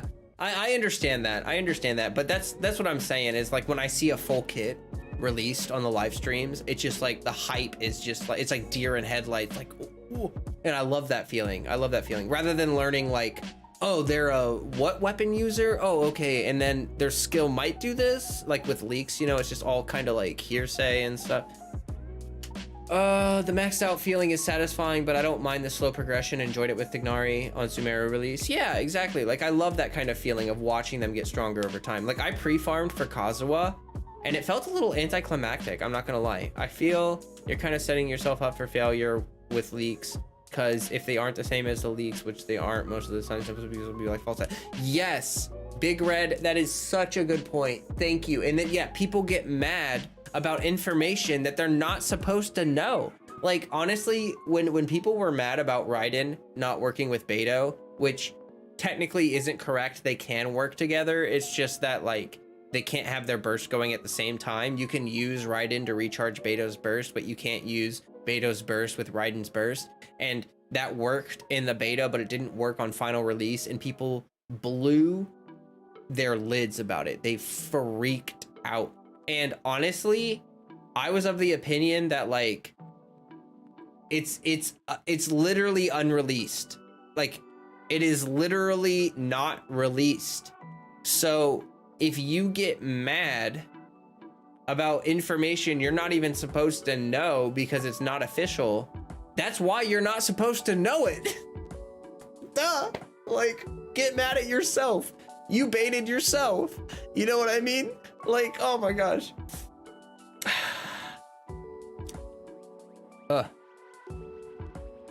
Okay, let's see here. What happened? Did someone leak? No, we're just talking about leaks. That is very annoying. I remember when an Ayaka was coming out, they were like, she's weak and not worth it. And then like 5 days after release is known as a bust. Yeah, this is the same thing that happened with Kazuha. Okay, so I used to look at leaks way back in the day. I looked at leaks because I was so excited for Kazuha. I saw him, you remember that postcard of characters that released? It had like Kokomi's first design on it, and it had like Kazuha, Yoimiya, I don't remember. I had a bunch of Inazuma characters on it. Anyway, they had like a leak that posted with Kazuha on it, and I saw that and I was like, oh my gosh. And then I started following leaks on him, and everyone was like, this guy's gonna be useless, this character's gonna be useless, this character's gonna be useless. And this was actually, in a way, they were kind of right, because before Kazuha released, I don't know if anyone remembers this, but before Kazuha released, there was like, Swirl was not as strong as it is now. They buffed Swirl on Kazuha's release. Like, literally the patch when Kazuha released was the same patch that they buffed Swirl. Like, a lot. Like, also they buffed Overload, and they buffed, I think it was basically just Overload and Swirl that got a buff. But anyway, like before his release, he still would have been really good, but that Swirl buff made him like really good. And I just think it's funny that people saw all the leaks, and I was like, oh my gosh, this guy's gonna be busted. But there were people that just like, they were being doubters about it. And he got nerfed. Like, they were saying he was weak, and then he got nerfed, and they were like, he's dead. He's a dead unit. Like, in the beta, he got nerfed. And now he's like, he's still one of the best units in the game. So stupid. They didn't understand how good his elemental damage buff would be, and that he would be a great damage dealer on top of having a great traversal. But see, I knew all of that before he released. When I was looking at leaks, I knew all of that. I was like, he can give a fantastic buff. He can do a lot of damage. If you just look at his damage multipliers, it's a lot of damage, and then on top of that, having great traversal. Yeah, like I couldn't agree more. And that's how I felt the second that I saw his kit. But for some reason, everyone saw his kit and were doom posting about him. And I never understood it. I was like, guys, do you not see this passive that lets him buff damage? Like, are you not freaking out about that? Like, what? And then people were like, nah, it's just 20 to 30% damage. Who cares about that? And then he releases and they're like, I care about that. Actually, no one cared about it when he released. It took until after his banner for people to actually care about Kazuha. All right. All but one has been released. Yeah, wasn't Yao Yao on that leak picture, data mine picture? The first data mine picture, yeah. Kazuha wasn't accidental for me, but I couldn't help but just feel super excited for the one short video I saw. Something I didn't know. They didn't understand how good his elemental damage was. Oh, I read that.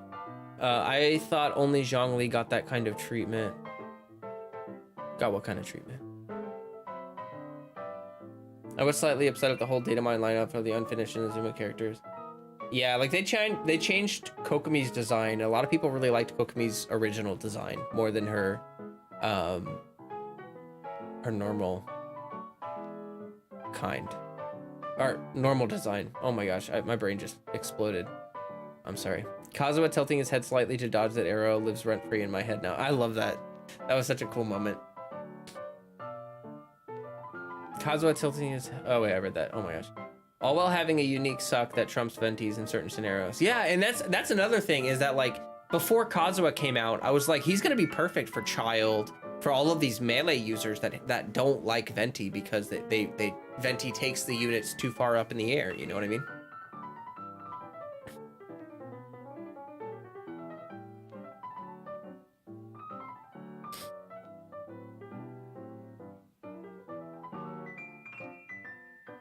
And people still don't realize how good Yai was on release. Yeah. I went wild. Yai was the only one left. Oh, okay. I went wild for his skill. I needed something like that in my life. Yeah, I agree. I love it. I wish we had more characters that could use their skill in the air, you know? Like, I just wish that jumping was a more important part of combat in Genshin. Does that make sense? Like, I wish we had a character who, like, if you sprint jump, they had like some special thing or something. Like, it's just, there are so few characters that actually use plunge attacks. Like, Zhao's entire kit is plunge attacks. Kazuha uses a plunge attack.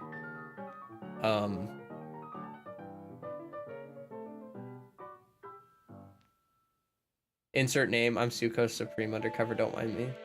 I like both designs. Kokomi's original design was okay, and if I remember correctly, her name back then was Mimi. Yeah, that's what I remember. Ayato's OG design changed a lot, and to be honest, I liked his official release more. Some people were giving it hate. Really? I don't remember that. My eye is only good with Nahida Rip. I really like Yaimiko with Tignari. Yaimiko and Tignari together, oh my gosh, I love them together. It's ridiculous. It's so good. Ito and Hutao use this charge attack during their DPS windows. Yeah. Yeah, I just was jumping. Like, there's so many charge attack characters. Can we get more plungy characters, you know? They gotta have an interaction someday. I really love Yai driving Fischl with Nahida, Zhongli, or Bennett Flex. That sounds really solid. Definitely sounds really solid. Nahida is a really great unit. I've been having a lot of fun with her on my Sino team. One thing I've been really liking about my Sino team is that even if my Sino is not in his burst, like, okay, in my Zhao team, if my Zhao is on cooldown, like if he's not in his burst, I feel like I'm doing nothing. But I can do a little bit of quick swap in my Sino team with my Beto, because my Beto's using Sacrificial, and so is my Nahida. And so I can sort of like swap between Beto and Nahida to like swap between doing Quicken and Aggravate, or Spread and Aggravate, and then I can also occasionally throw in a skill for my Sino when both of their skills are on cooldown. So you can like, I can spend a little bit of time just doing quick swap before I pop my Sino's burst if I need to, which is kind of cool. It's like an interesting, like the rotations are interesting on the team. It's like a little more complicated than a normal hyper carry team. I like it. Like, I feel like Sino is more of a driver than a hyper carry. Does that make sense? Because he really, like, he drives my hyper blooms, but he doesn't do a lot of damage individually. But his hyper blooms do a lot of damage. Yeah, that would be nice. I don't know how they would make it possible unless they have an innate jump boost ability. Yeah, that's what I'm saying, is like that was my biggest disappointment with Zhao. I will be upfront and honest with you about this. My biggest disappointment with Zhao was that I thought his default jump was going to be boosted. Like, I thought that it makes me sad that Zhao only has big hops out in his burst. I wish that he could jump high outside his burst. You know, even if it, like, it wouldn't do a bunch of damage. It's not like his, without Anemo Infusion, it wouldn't break the game. You know what I mean? I just wish he could jump high, like, all the time. It'd be fun. He drives Xingqiu, Beto, and Nahida best, I think, but I don't play him. I don't remember the event, but it had like a buff you could pick up that made characters plunge, so you could make characters play like Zhao. Yes. I do remember that event. Flo, I heard someone tried to pose as me. We need to investigate that. That's yeah, you should check your 2FA. You know what I mean? Sounds like you might have some sussy baka going on over there. Sakura says, hiya.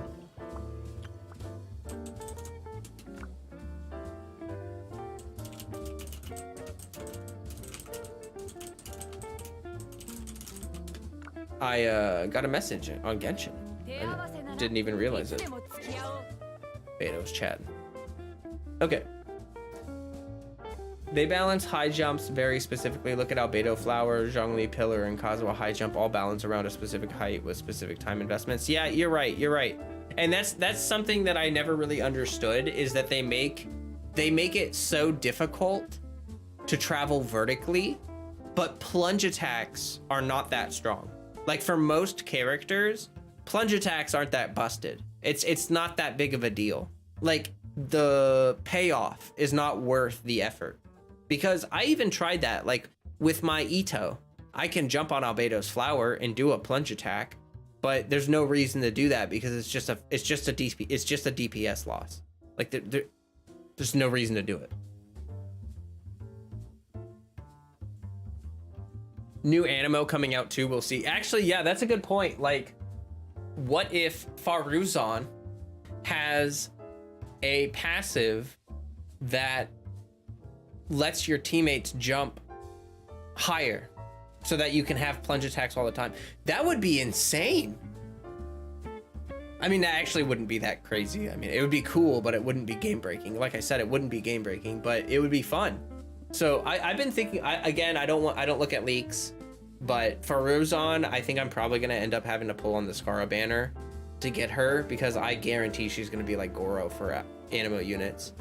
She's probably gonna provide a lot of utility for Animo units, and I'm guessing I'm gonna want to get her because Scara is probably gonna be an Animo DPS. Let's be honest. He's probably gonna be like an Animo hyper carry or an Animo quick swap DPS. Ow. And Faruzan is probably gonna do something with Animo damage, probably like Animo resistance shred and something else, like a buff. I don't know. But also it'd be cool if she buffed jumping. Like if she had a buff that makes you jump higher, that would be fun. Actually, I think Candace has really good plunge multipliers, and she could do vapes with her plunge. That would be fun. I find plunging attacks to look cool, so I do them regardless though. Yeah, there's dragon striking. You can learn how to dragon strike, but that's just really difficult to do. I love doing them, but you're right that it isn't worth the effort for the damage it gives.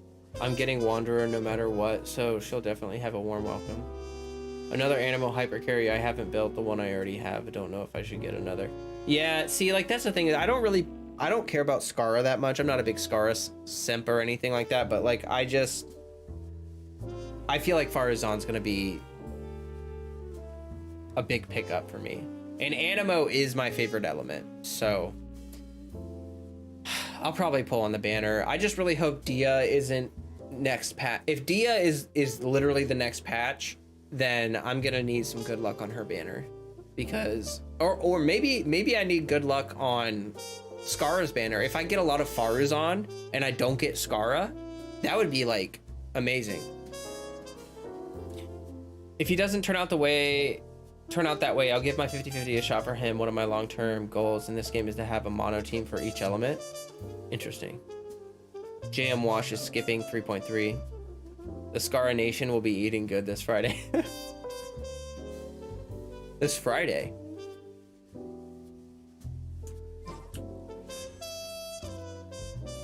Something with leaks happening on Friday, I'm guessing. I'm guessing you're getting leaks on Friday. Oh, that's the live stream. Oh my gosh. Is it really? Oh man, that's happening so fast. So we're gonna find out their kits on Friday. Oh man. Okay, well that's good. Then I will know. This weekend I'll know whether I'm gonna pull Faruzan. I like her design a lot. Thanksgiving as well. Yeah. Happy Thanksgiving and whatnot for all you people out there, by the way. I hope you all have a good holiday season with your family and eat a bunch of food and all that good stuff. Should be this weekend. You're gonna miss those primos? I think you can redeem the primo codes without logging on. If I remember correctly, you can go to your account on Mihoyo and redeem primo codes without logging in. I don't know if anyone knows how to do that, but if someone knows how to do that, you should help King Flame, because we should be able to. I want everyone to get those codes from the live stream. That's gonna be 600 primos, right? Is it 600 or is it 300? I can't remember if it's 150 or 100. I think it's 100 per. I think it's 300 total. 300, right? I hope Dia isn't after him. I need more time to save. I'm gonna wish us both luck. Yeah, that's what I'm saying. I really want Dia. Like, I want Dia more than any other character right now, but I feel like Faruzan is probably gonna be a good pickup for my account, so I'm thinking about getting her. Oh, also, I've been working on Layla, and I've also been working on Hazo, and I'm excited about that. They're both level 69 right now, so I just got 2 more ascensions. What does King Flame need? I think there's a way to redeem primo codes on Hoyo's website for your account. I think King Flame is not able to log in this weekend, and therefore will miss the primo codes. So I'm wondering if anyone knows how to do that, or if it's possible. I don't know if it's possible. I think it is. I'm not sure though. Also, hello to anyone that recently joined the live stream. If you guys wouldn't mind dropping a like on the stream, that would be nice and wonderful and amazing. Zach knows. Well, isn't that wonderful? Can you message King Flame on Discord with information on how to do that, please? That would be very nice of you.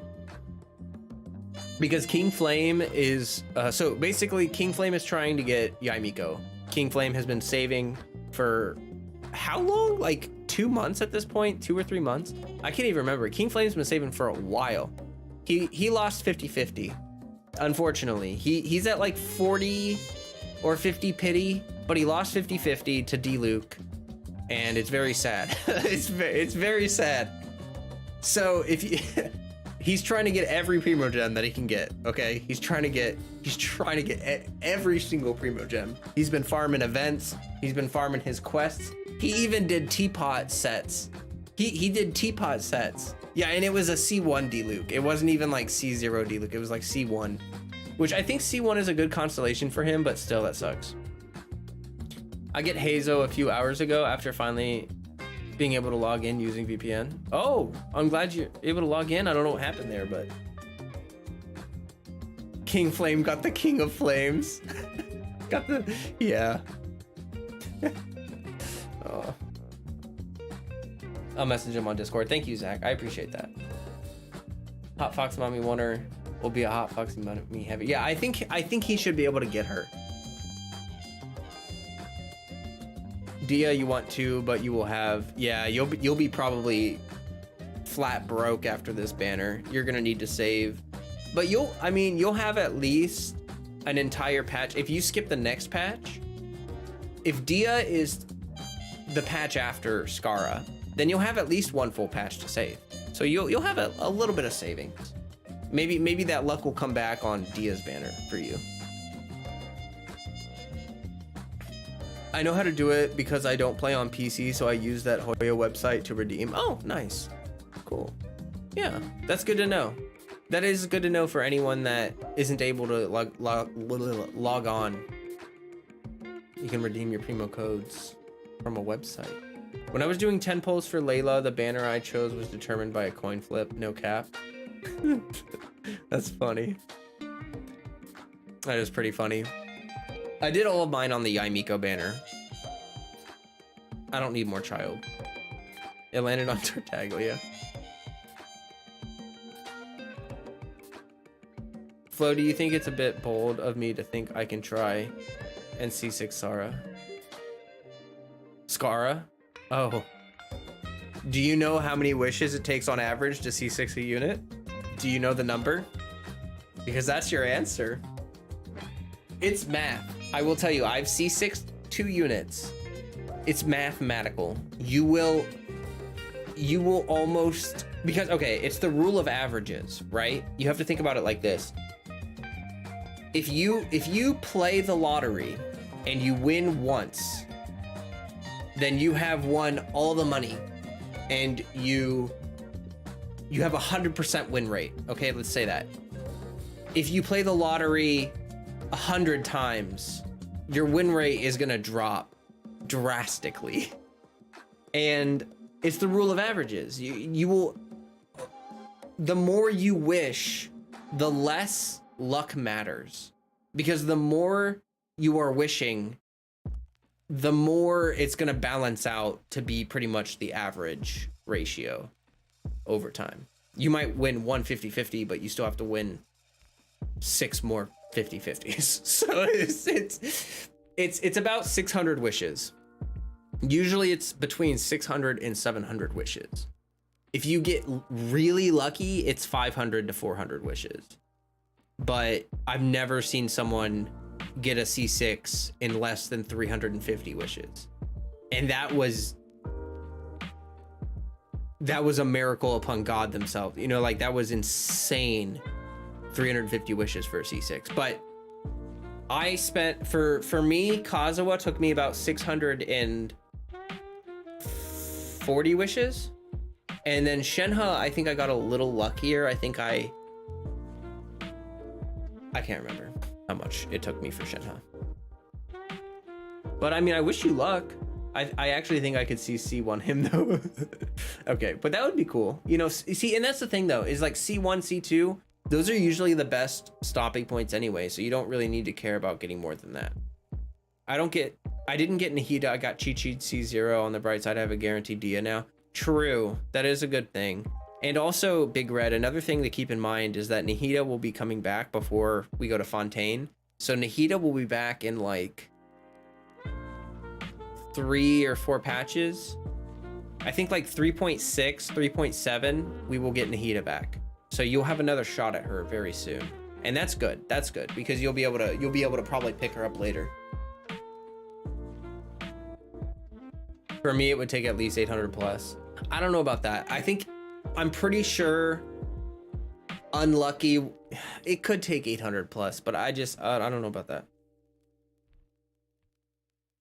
I think 725 is the actual average, or 714 or something like that. It's a little over 700. That's not even mentioning the chances for C6, a 4-star character. The amount of people who actually attempt that on their debut banner. If one day I come back to Genshin, from you, Yelan is the unit I want to C6. Nice. What have you been enjoying lately, Kamikaze? The radish child will be mine. 3.6 is probably when she comes back. Okay, yeah.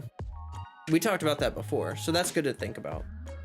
Same, Nahida and the Fontaine duo are the last couple of must-haves before I start sitting on my primos for a long time. That's good. That's good. I think it's good to hit a point where you don't feel like pulling and you just want to save. I think that's a good place to be. Because then when a unit comes out that you're really looking forward to, you don't feel stressed about it. You're just like, I got it. I plan to get 1 copy of him, but we'll try my luck on his weapon banner, so. Nahida rerun and a new weekly boss will be the pattern. At least I got guaranteed Wanderer, so I gotta thank Nahida for that. I need to pull for a couple rerun characters before I start saving my heart. Okay, cool. I gotta stretch a little bit. Oh. Buh. Ugh. Sitting and chatting. Sitting and chatting. You know how it is.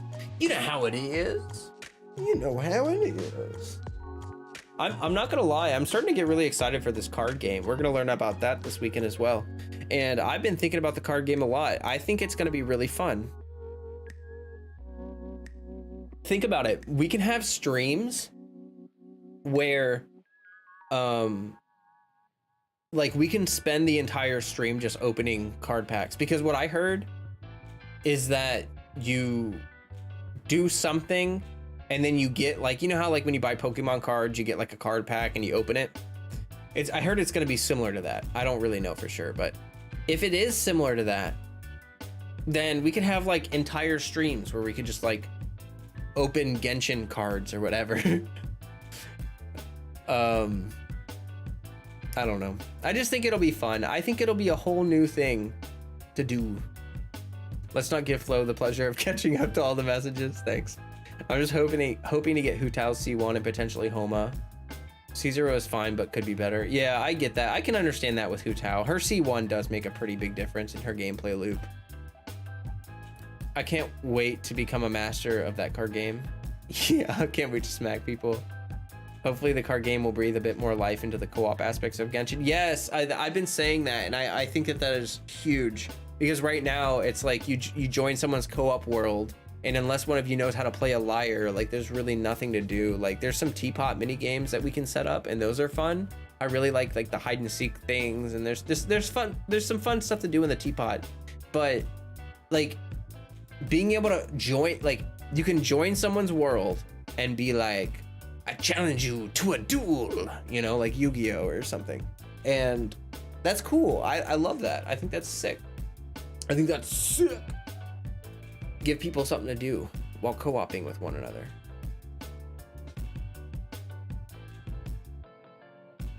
Start having travelers joining worlds solely to challenge people. Exactly. As Hu Tao main, her C1 is definitely huge. More than the R1 Homa. True. True. I would say C1 is way more important than her weapon. Is this gonna be the simple card game or the card with a whole paragraph describes the card's skills? I think it's probably gonna be pretty complicated. I have a feeling that the card game is gonna be a little bit simple on the surface, but the cards themselves are gonna have a lot of variety with like strategy and stuff. Because here's the thing, Genshin's, one of the biggest complaints about Genshin is actually how hard it is. I know this is gonna sound crazy to most of you, but for a lot of people that play Genshin, the fact that the combat is real time is just unbelievably stressful for them. Like, a lot of people are, when they play mobile games, they're used to like turn-based strategy. They're used to games that autoplay or where you don't have to worry about time. You know what I mean? The fact that combat in Genshin requires hand-eye coordination, all in real time and stuff like that, it's a lot for some people. And so I think that the card game is designed more for, not for casuals, but for people that like strategy more. I think the card game is designed for people that struggle with things like Abyss, but enjoy things like real-time strategy games. Like people that people that like Star Rail, that are excited for Honkai Star Rail, I think will be excited for the TCG, because I think it's a similar idea. It's a strategy game. It's more about taking your time, understanding your moves and whatnot and stuff like that, more so than pressing buttons at the right time. Isn't it right, Freddy? Yeah. Freddy's like, yeah, give me pets.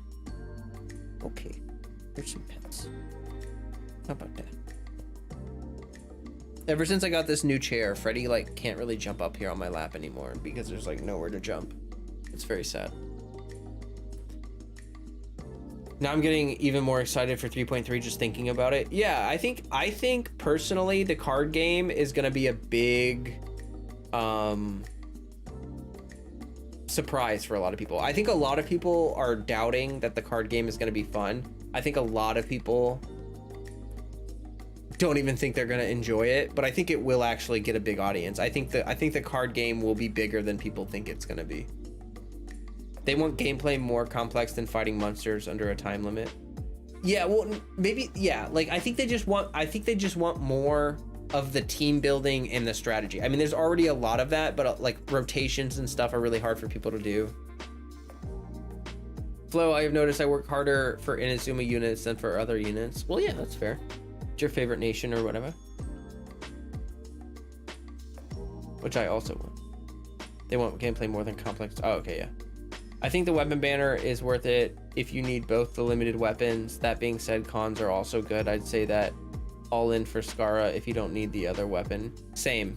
That's what I would say too as well, is to go for constellations and avoid the weapon banner unless both weapons on the banner are insanely good for characters you already have. Because the weapon banner can eat up your primos so fast. The real form of flexing is taking your hyper-invested Shogun, press E, watch the Lobby go ham one-shotting mobs. Imagine the card game is how we'll get a 4-star free-to-play weapon for Skara. It could be. They've already written it into the lore that like Sino plays card games. Like Sino plays TCG. He's very good at it. One of his voice lines is that he wants to show you his deck. This is just speculation on my end. Fair. We could duel each other too, like Yu-Gi-Oh. That'd be pretty funny. Yeah, I'm gonna have some competitions in my Discord. I think that would be really fun for like a prize. You know, we could have like a Welkin or a Battle Pass as a prize for like winning a card game tournament. So you guys can all like duel it out for some prize. Maybe we'll have like different prize. We'll have like first, second, third. Third will be like BP Welkin. Second will be like $20 pack, and maybe the first prize would be like $100 pack. You know what I mean? Like something like that. I think that would be so fun.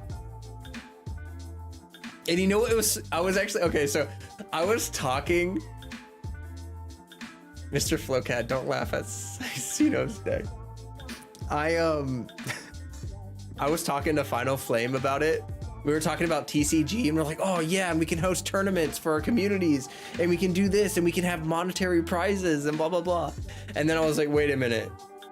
they specifically developed a game mode that is entirely free to play. Like the card game is entirely free to play. And the first thing that we thought about as content creators was like, oh, let's throw money at it. Let's gamble money. Like we were talking about having like, getting together as content creators and playing TCG together with a pot, like a pot, like a monetary risk. And it's like, it's free. And we just decided to throw money at it. All right. I'm not 100% if I have a suitable weapon that would work for him. I pulled on the weapon banner, one of the others. Oh, okay. Keep in mind, pity doesn't carry on the weapon banners. The fate points don't carry, but pity carries. If you're at 30 pity out of the 75 pity or whatever, like your pity will carry over, but not the fate points. The fate points go away. That is good to know. Which I wish they didn't. I wish the fate points just kept going. My 3 blue eyes Dvalin dragon. That's funny.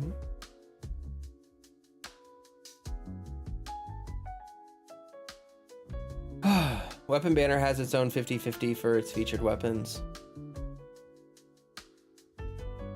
Yeah, the way the weapon banner works is it's a 75-25 to get on banner, off banner.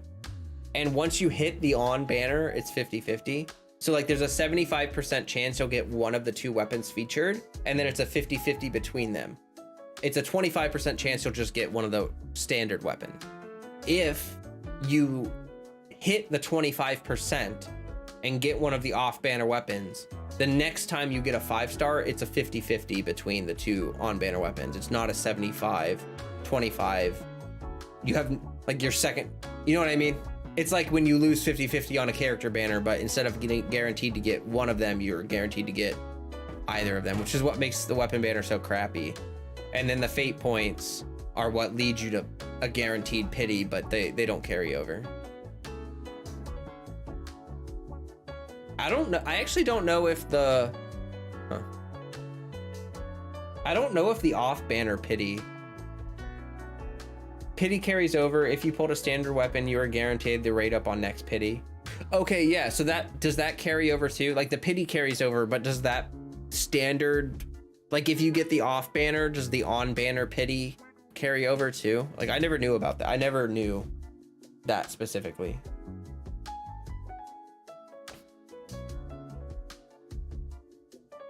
Yes, it carries over too. Oh, that's good to know. Yeah. It's not super duper helpful, but it's a little bit helpful. In the end, whichever banners you decide to roll on, I hope you win all your 50-50s for real. Yes. Paimon, the master of heavenly principles. Yeah. I think she's the last Sealy. I think she's the last Sealy alive. Oh, he did it. Here, I got you, Freddy. He decided to come say hi to you guys. He just couldn't bear to not jump up and say hi to you guys on stream. And he loves getting his little tummy rubbed. Yes. Don't you love it, Freddy? Go boy.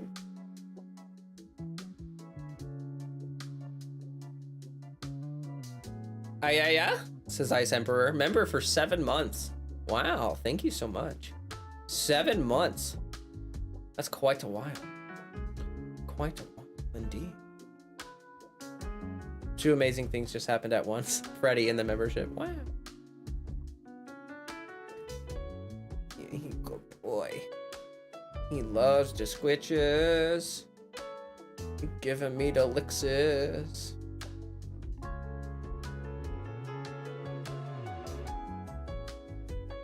Hope you're all having a good day or night or whatever.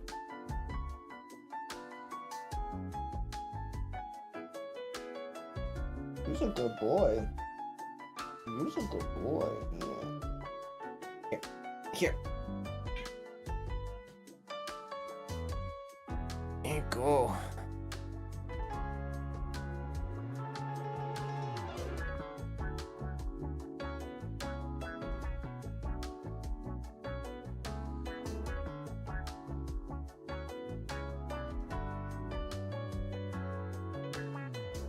I love this cat.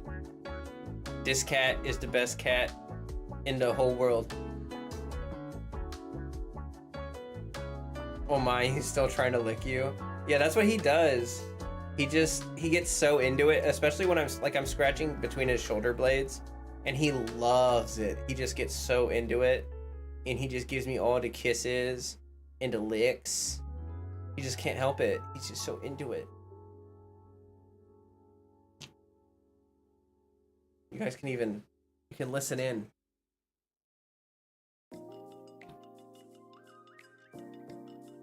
I don't think you can hear it.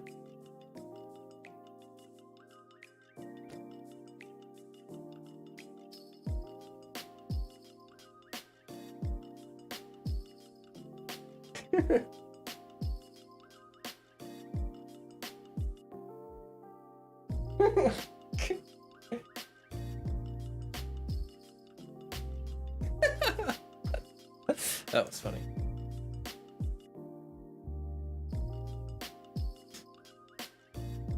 ASMR moment. I don't even know if you guys could hear it.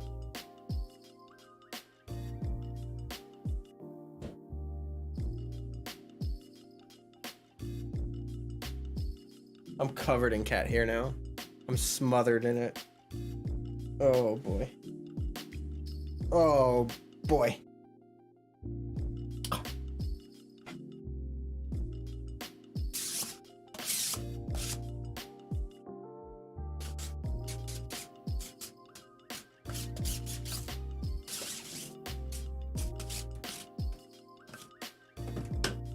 It's like on my face and on my hands.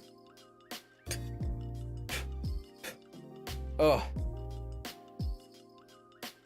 That makes you wonder how fishing in co-op works. In co-op, someone can fish, but like you can't see it. Like they'll just be fishing and you just can't. It just looks like they're just standing there, as far as I know.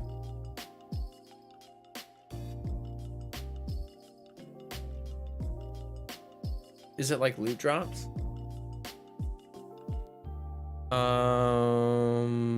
The fish are shared, but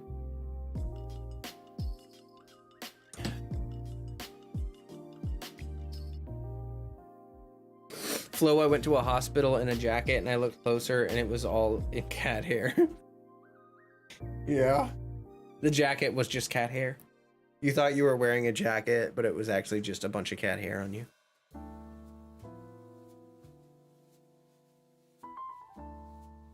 Oh, I'm sorry. I gotta.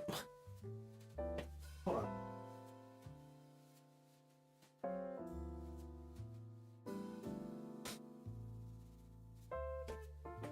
There we go. Much better.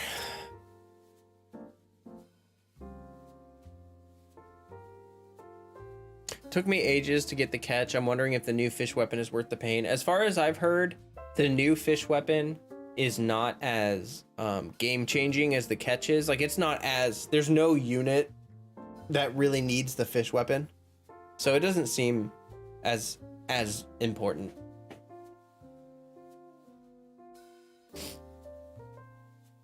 Can't tell who that weapon is for. Yeah, I can't even remember what it does. I think it's more similar to the tuna fish, like the great sword we got, which is good for Chongyun or Beto or whatever, or Diluc. It's more similar to that. Isn't it like attack based? Oh.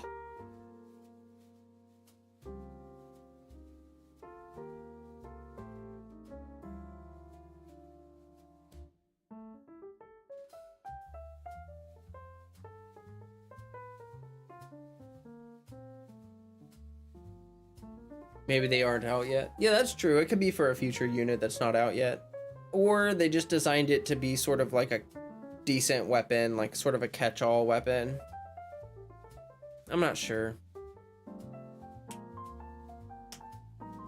But yeah, I mean, it's cool and all.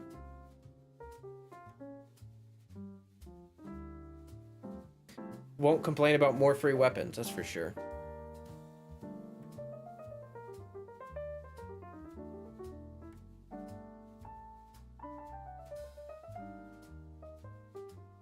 The bell is so lonely.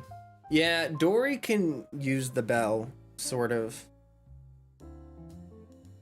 The amount of healing that Dory gets is pretty nuts with the thing.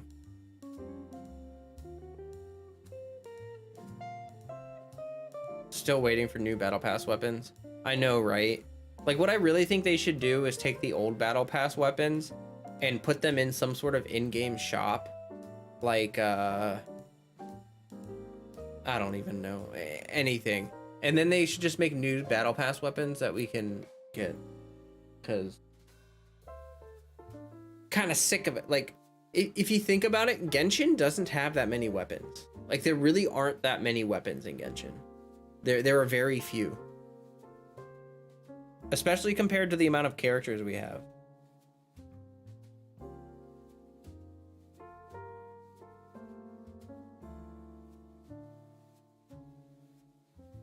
Kind of glad I'm allergic to cats and dogs, mainly because of the hair. They're cute, but my clothes have a fur coat too. It's crazy. Yeah, my coat having a fur coat. Yeah, yeah, that's true. It does get crazy. When I vacuum my floor, it's like, it's nuts how much hair comes out of the carpet. I need a Cat Beast character to wield luxurious Sea Lord. Yeah. I heard that the bell actually has a use with Dory. Yeah, that's what I was saying. Dory can use it. It makes her heals kind of crazy. How about old event weapons? That too. I think they should also be in an in-game shop.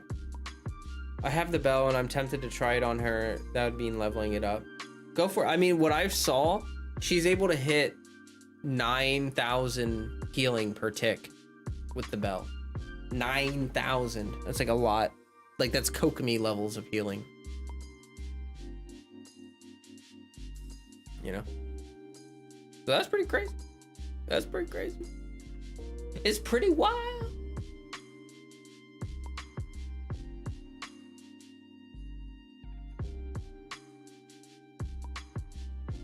Really? Yeah. The only reason people don't use the bell on Dory is because a lot of people tend to focus on ER weapons for her. They tend to use Favonius or Sacrificial or something. And so, yeah. But, you know, if you want, you could probably just give her an ER Sans and use the bell, and you would get the HP scaling and you would get the ER. But, you know, that's just me. Is there any weapon you guys suggest from the shop?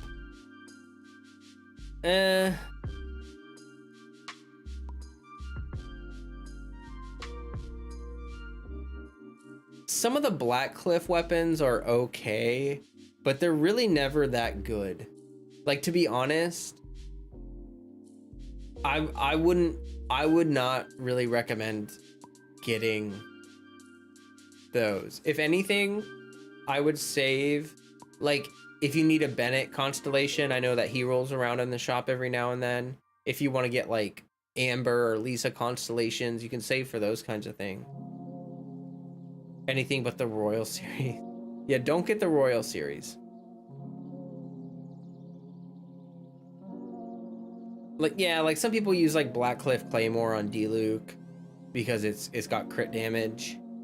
But, you know, I think that generally speaking, they're more of a last case scenario. That's how I always recommend it, is like, if you have literally no other options, like when Zhao came out, there were people that had no DPS spears, and it's like, okay, well, you can run your Zhao on Favonius, or you can run him on a Blackcliff, and Blackcliff will do more damage than Favonius. So that's kind of where that Blackcliff thing comes in, is like, there are certain scenarios where potentially, if it's your only option, you could buy a Blackcliff from the shop. You know what I mean? But if you have any other option, it's not really worth it. Especially with all these event weapons we've been getting. The event weapons have been pretty good, and they've been actually getting kind of better. Attacking Claymore game is so weak though. That's true. The Blackcliff Claymore is probably one of the only ones that would be recommended because there are so few DPS Claymores. Like, it's better than Prototype, you know? So there's that. Let's see here. I should start saving glitter. Need more Noel cons so my maid will grow in strength. Yeah. Yeah, people don't think about doing that ever, but a guaranteed constellation is not bad out of the shop. Attacking Claymore game so weak. I'm still sad that the Festering Desire is the only event weapon I'll never have. Yeah, I don't have Festering Desire either. I still think eventually they will add a shop where we can buy them, but I think it'll be in Snezhnaya.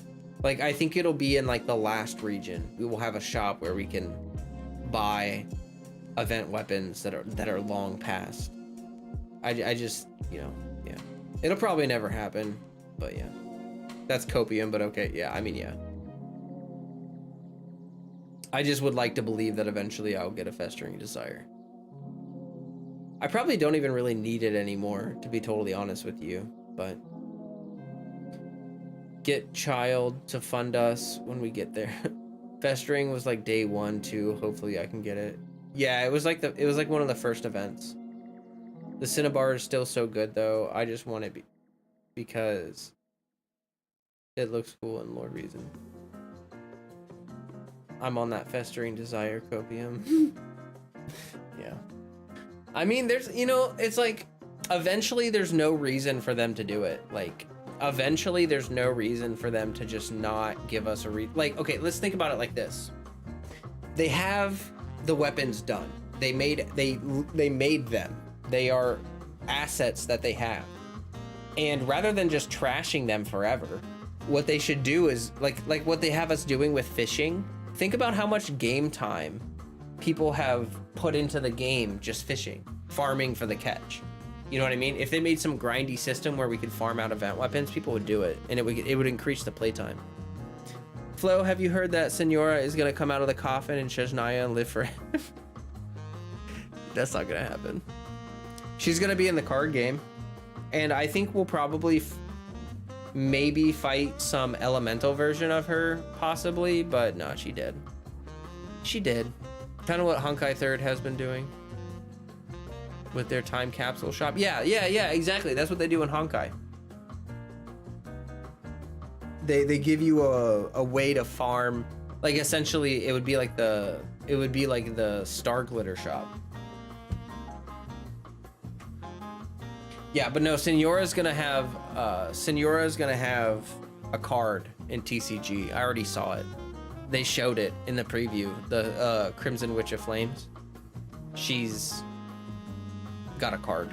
So that's cool. I actually think that the card game will give us a lot of lore, and I think that's another big part of the card game. Like, a lot of characters that are dead or just not playable, we will be able to get them as cards, you know? So like Senora is a big one. Maybe Makoto will have a card. Maybe like Rukkhadevata might have a card. You know what I mean? Like all of A's friends who died. The Yakshas, all the dead Yakshas can have cards.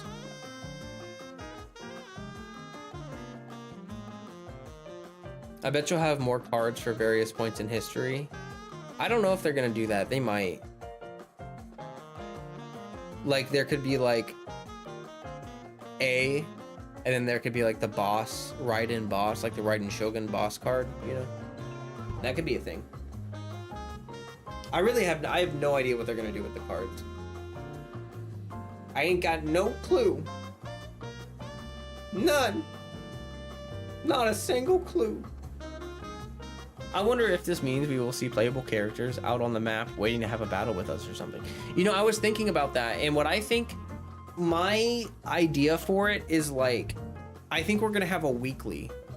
They're gonna have like, okay, we have taverns in every city, but there's literally no reason to have the taverns, right? I think what they're gonna do in every city is they're gonna add a card game, like, you know, in Red Dead Redemption, when you go into a bar There's just a table where you can play card games. Like, they're gonna add that. They're basically gonna put it in every single bar. There's gonna be a place where we can play card games, and every time you go in, every week there's gonna be a different character from that region there that we can challenge. So basically once a week, you have to challenge like 1 to 3 people to a tournament at TCG, like actual characters, and then you play the games and you get primo gems or resin. I think that's what it's gonna be. So like, you have a week where you play against Yaimiko in Inazuma, Sino in Sumeru, and Hu Tao from Liyue, and you do that, and then you get, you know, your primo gems or whatever. Because there's gotta be some sort of like, I think there's gotta be like an incentive for players to play the card game. If there are literally no rewards, I know there's gonna be no PvP rewards, but if there's no rewards for doing it, then like a lot of people aren't gonna engage with the system. The way to get people to enjoy it is to give us some sort of reward for engaging with the system, like kind of how they did with Teapot. It's really easy to get access to the Teapot shop, and it's really easy to get to farm the realm currency. I think it's gonna be the same thing. I honestly think what they're gonna do is make it like a participation reward. Lisa would be scary to play. Exactly. Yeah, play Lisa in the card games. Every week, it'll be like a participation thing. You don't have to win the card game, you just have to play it, and then you'll get your rewards. And if you win, you get like extra Mora or something. So you get your primo gems for playing, or your resin, or whatever they do, and then you also get like maybe a little extra Mora if you actually win the card games. And for BP, yes, the Teapot quests also for BP, and card games. I'm guessing that will also be another thing in the battle pass that we can farm for battle pass, which is great. I would love some Lonesome Master just camping on Dragonspine. Yeah, imagine Albedo's on Dragonspine there. Imagine playing against Ayato or Ito. Yeah, exactly. Exactly. And you know what's crazy? I'd be willing to bet, this is a bold statement, but I was thinking about it. If we're playing card games against like Sino, Ito, Yaimiko, like if we're playing card games against playable characters, they're probably gonna have voice lines for it. Can you imagine if we have new voice lines for every single character in the game for the card games? Like you're playing against Amber and they have specific voice lines for if they're winning or losing. Wouldn't that be sick? They have to do that. Exactly, that's what I'm saying. Oh, it would, imagine you're beating Eula and she's like, I will have my revenge. Vengeance will be mine. And you're just like, oh man, I'm so excited. That would be so fun. That would make the card game all the more immersive and enjoyable. Exactly. I feel like they're gonna do that. I feel like they will. I see almost no reason for them to not do that. Because they've recently, like, okay, they've added voice lines like that for all sorts of stuff. Like the Teapot, they've done voice lines for special, like, there's a lot of games where they use voice lines very rarely, but in Genshin, I mean, they put a lot of voice acting into this game, so I could really see them doing that with the card game.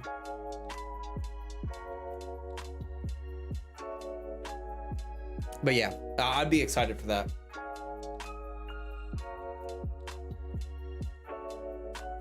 The spice event where they'll judge your cooking. I love sussy voice lines in Genshin. Yeah, there's a lot of fun voice lines.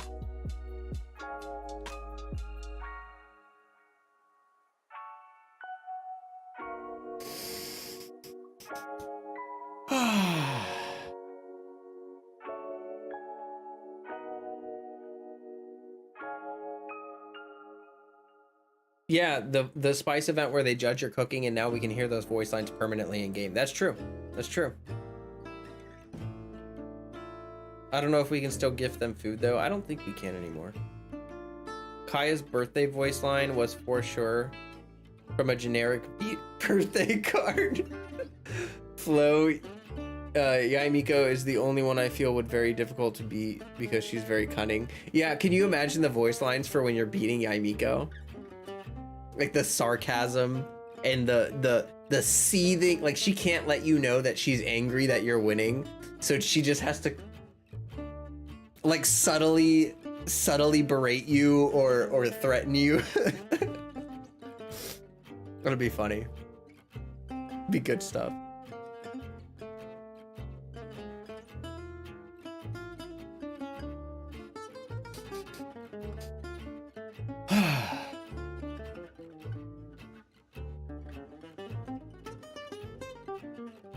What's really funny is I think that certain characters are gonna have difficulties assigned to them. So like, I'm pretty sure that they're gonna, like, Sino will be difficult to duel against, but like certain other characters won't be as hard to duel against. Does that make sense? So like maybe like a character like Yunjin, well, I don't know, maybe she plays TCG. Benny is gonna be really easy to beat because I guarantee that they're gonna set it to like where certain characters are really good at it and certain characters are really bad at TCG based on their AI. And like I guarantee like Yai Miko, Ayato, Sino, they're gonna be super good at it, and then you're gonna have like Ito be really bad at it. Benny's gonna be super bad at it. Will Zhongli be the hardest one or the noob one? That's a good question. I would say that Zhongli is rather strategic. Watch Ito be our tutorial.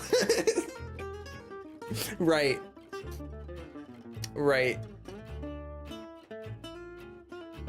I wonder how the characters would feel about being in a game though.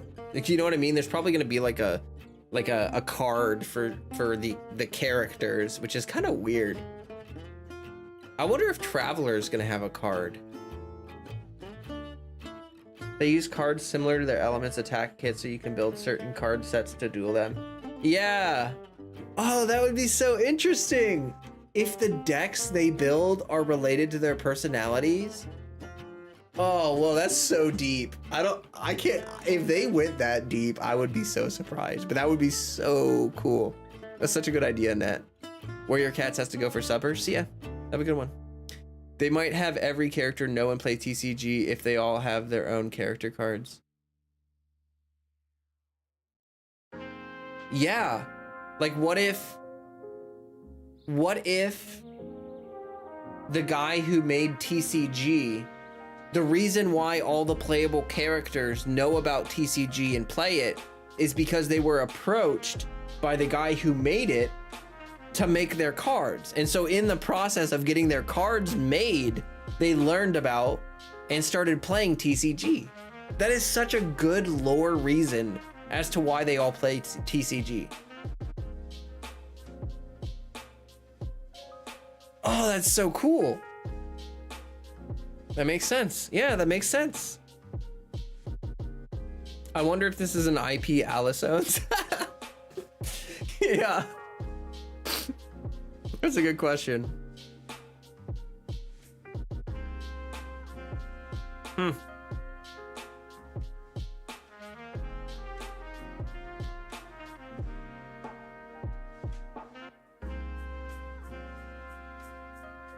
mean, Hoyoverse is really known for that. Like, they like to explain the game mechanics with lore, which is something that I've always found really interesting. You know what I mean? Like, they try to explain like how we get artifacts from domains. There is actually a lore reason as to why we're able to extract artifacts from ley lines. Like the fact that they went through so much trouble to explain game mechanics with lore is something I've always really appreciated about Genshin, because it makes the game feel less like a game and more like a real world that we are spending time in. You know what I mean? I love that. That kind of stuff really gets me going. Gonna make a hilly churl deck. Is there a lore reason why most artifacts suck?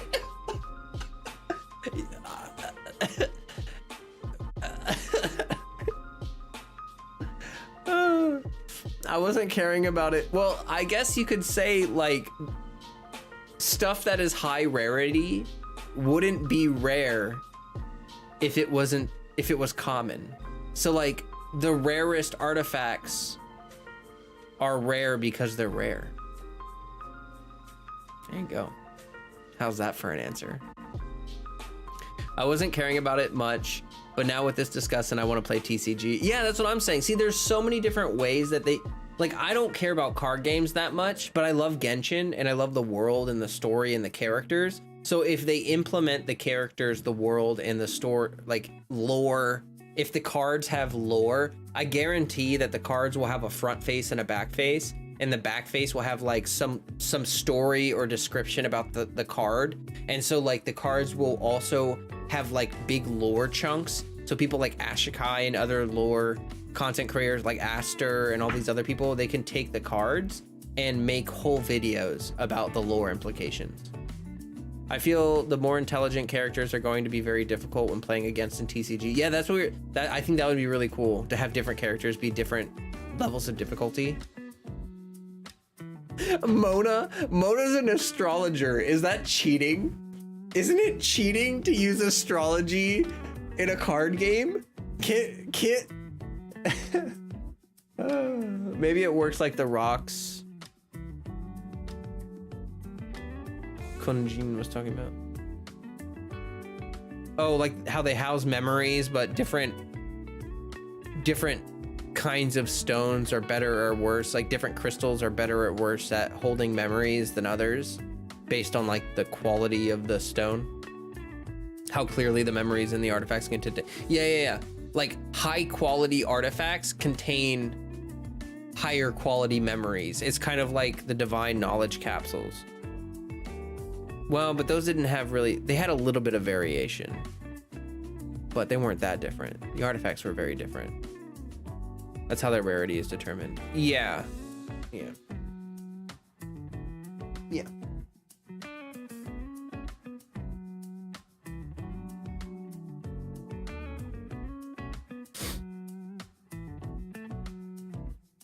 By how detailed the stories they hold. Yeah, exactly. You know, that's actually really interesting. I didn't think about that until I just said it, but like artifacts are very similar to like divine knowledge capsules. Like divine knowledge capsules and artifacts, they're like almost the same thing in a way.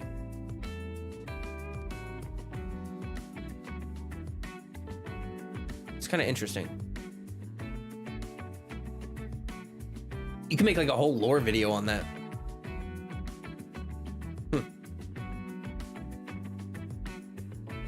My nose is all itchy.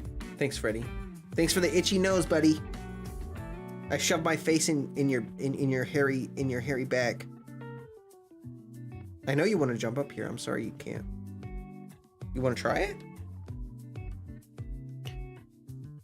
I do love the idea of the decks or each character is reflected in their actual kits. If they do that, then there's a lot more depth to TCG and the unique in the matches we'll play. Yeah, no, exactly. Like if Ito has a deck full of just like brute force cards where all the cards are just like do damage, and like that's his whole deck. Like I think that would be so cool. Big Red said, well, I'm gonna turn in for the night. See you, Flo in chat. See you, Big Red. Have a good one. You know, it's interesting they released this Pokemon Duel event right before the 3.3 TCG patch. Oh, yo, wait a minute. That's funny. Myson, thank you so much for the super chat. I have no idea what currency that is, but thank you so much. I appreciate that. Flowcat lore videos when? I made a couple lore videos. I made like story time videos where I like, what I would do is I would go through the character profile. I made one for Rosaria and I made one for Fischl. And basically what I did is I would go through the character profile and I would use all of their stuff to assemble, essentially like, I would tell their entire backstory that we know currently. So they didn't do very well though. They didn't perform very well.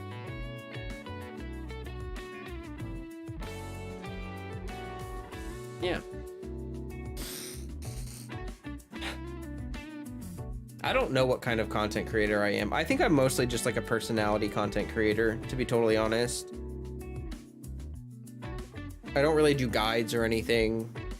Mostly just like discussion. Isn't that right, Freddie?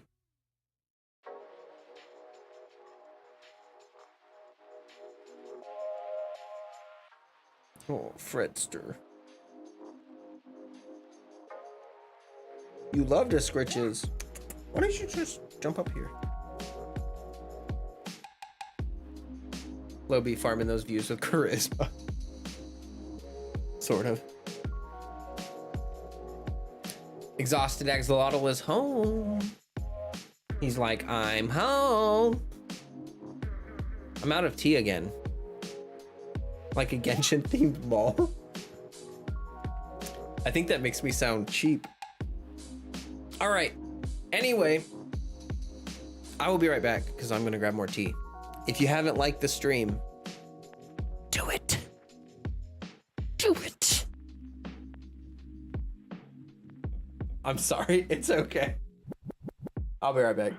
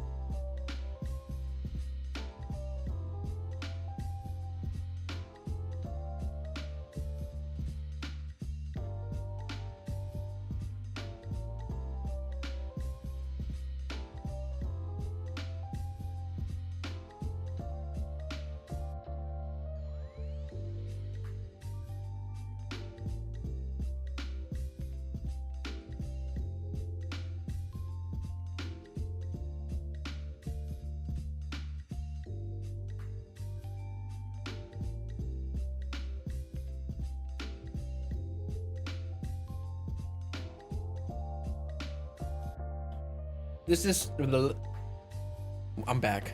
I tried to read a chat right off the bat and I like tripped over my words. This discussion stream has been a lot of fun, to be honest. Just listening and reading chat makes me appreciate your community a lot. Well, thank you. I appreciate that.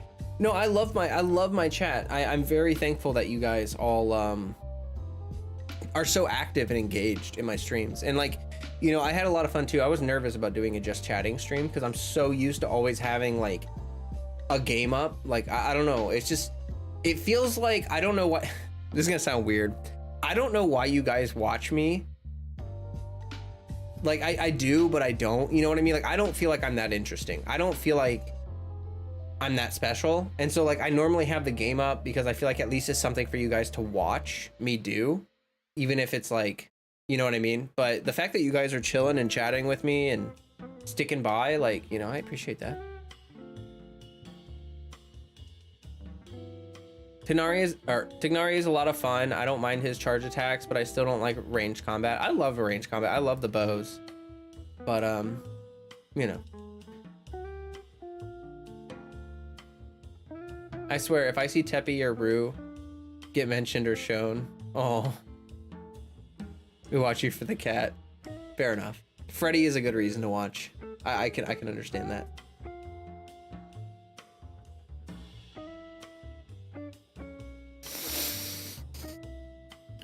What if we can battle against Timmy? Imagine if Timmy is the most challenging TCG opponent. Like he's literally like the end game. You know, like you play Pokemon and you have the masters at the end, and Timmy is the secret final boss. Yes. And all of his cards are just pigeons. Like imagine they make a pigeon card and every single card that he uses is just a pigeon. We'll have a deck of pigeons. Yes. Yes. Please. He's the Elite Four boss. And when you take them down, they turn into foul. Every time you kill one of the pigeons, the rest of them get stronger because of Timmy's rage. And then he throws in an ultimate ruin guard card.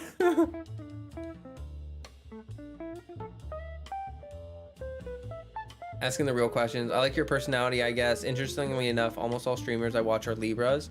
It's probably the vibes. I'm a cusp Libra. Oh, interesting.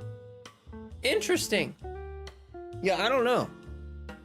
I do think, I think that I provide a little bit of a different personality kind of thing. Like, I feel like I'm pretty chill. And I also feel like I'm less opinionated than a lot of content creators. I think a lot of content creators are very, how do I say it? They have a personality that they try to stick with all the time. So when someone in their chat I feel like a lot of content creators, when someone in their chat disagrees with them, or when someone in their chat is like, I don't know if this makes sense. I just think a lot of content creators aren't as open to discussion as I am, if that makes sense. Like Walrus is also like that. Walrus is always up for conversation. You and Walrus are background noise and thoughts and wholesome community inclusivity. Oh, thank you, Mark. I appreciate that. And that's all. That's kind of what I would expect. I would expect most people to watch me for like, just chill background noise vibes. I googled Libra and it gave me a cryptocurrency. Oh no. They're less open-minded, I guess. I think it's more like, I don't know if it's open-mindedness. I think it's when you're online, you feel like you need to stand your ground more. Like I don't know how to put it, but like I'm presenting you with a certain viewpoint, a certain way of viewing Genshin, right? And if someone comes into my chat and they're like, I think Genshin is boring, I think it's predatory, and I think you suck. Like, I get bothered by the you suck part because it's kind of like, wow, that was stupid. Like, you didn't have to insult me. But I understand that people don't view the game the same as me. And I'm not trying to convince everyone to love Genshin. Like, I'm not here to convince people, like to prove people wrong. Does that make sense? Like, I'm not here to change people's mind. I'm here to attract people who agree with me to vibe. But I think a lot of content creators tend to view it like they have to be defensive about their viewpoints. So when their viewpoints get attacked, they feel like, oh, I really need to stand my ground and aggressively disagree with this other person. Be aggressively defensive. My nose is so itchy. It's destroying me. It's actually destroying me. Owena says, love a discussion. We can learn from each other. Yeah, exactly. I watch a lot of, Akira says, I watch a lot of X-Slice and Tenha. I'm pretty sure they're open-minded also. I think they're probably pretty open-minded. To be honest, their view is not wrong. It is an opinion. Yeah, if they don't like it, it's okay. Just leave. Don't leave negativity. True. I would agree with that. I think that, I've talked about this before. I can understand that some content creators play the game. Like I became a Genshin content creator after playing the game for an entire year. Most people who are Genshin content creators were already content creators and then started playing Genshin. There's a big difference there. some people started playing Genshin, and the reason they still play Genshin is because of the popularity. It's because their entire channel is built on Genshin, and they can't get away from it.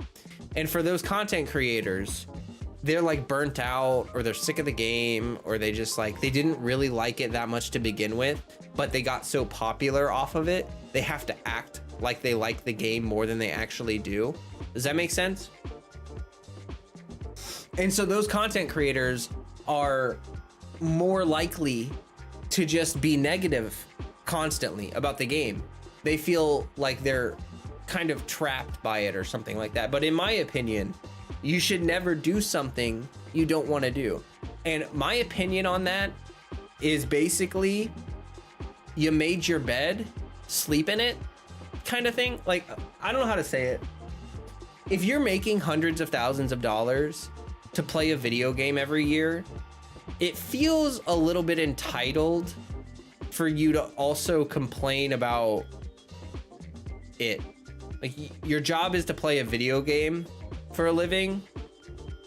I feel like maybe you've lost the plot a little bit if you are complaining about like small details in a game. You know, I don't know. I just, maybe it's just there. I'm not them.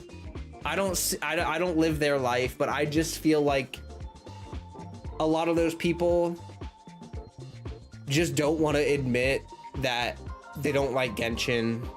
It's not the kind of game they would really want to play. They don't want to lose their viewership. And so it just becomes very fake. Just very fake. Like, if you're going to play the game and just accept that you're not going to love every part of it. You don't have to like tear it apart.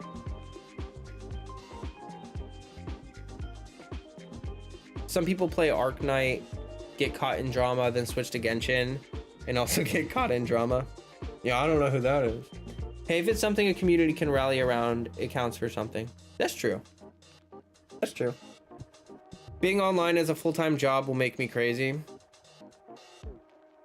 I really want to be a full-time content creator. I hate the idea of having like a traditional 9-to-5. Like, I did food service for a long time because food service is like, you stay busy. Like, you're doing something all the time. You're like making food, you're doing prep, you're cleaning, you're doing service. Like, it keeps you busy. The idea of being in an office, oh my gosh, that I can't. I will never work a traditional office job. I can't do that. No way.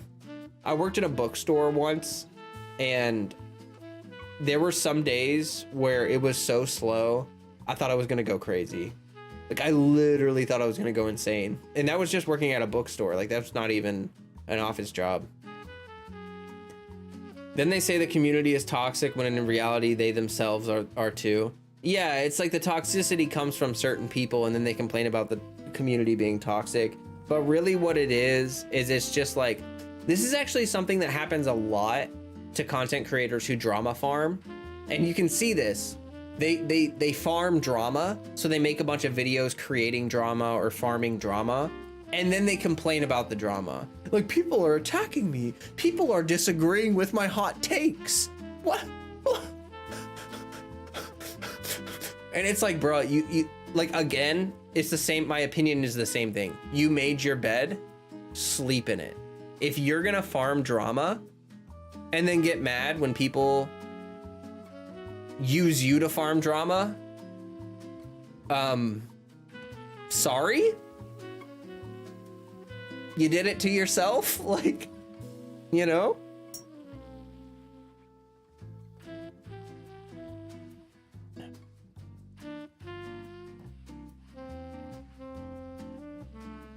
Work from home is a nice style if you can find one. I don't know if I'd be able to do that.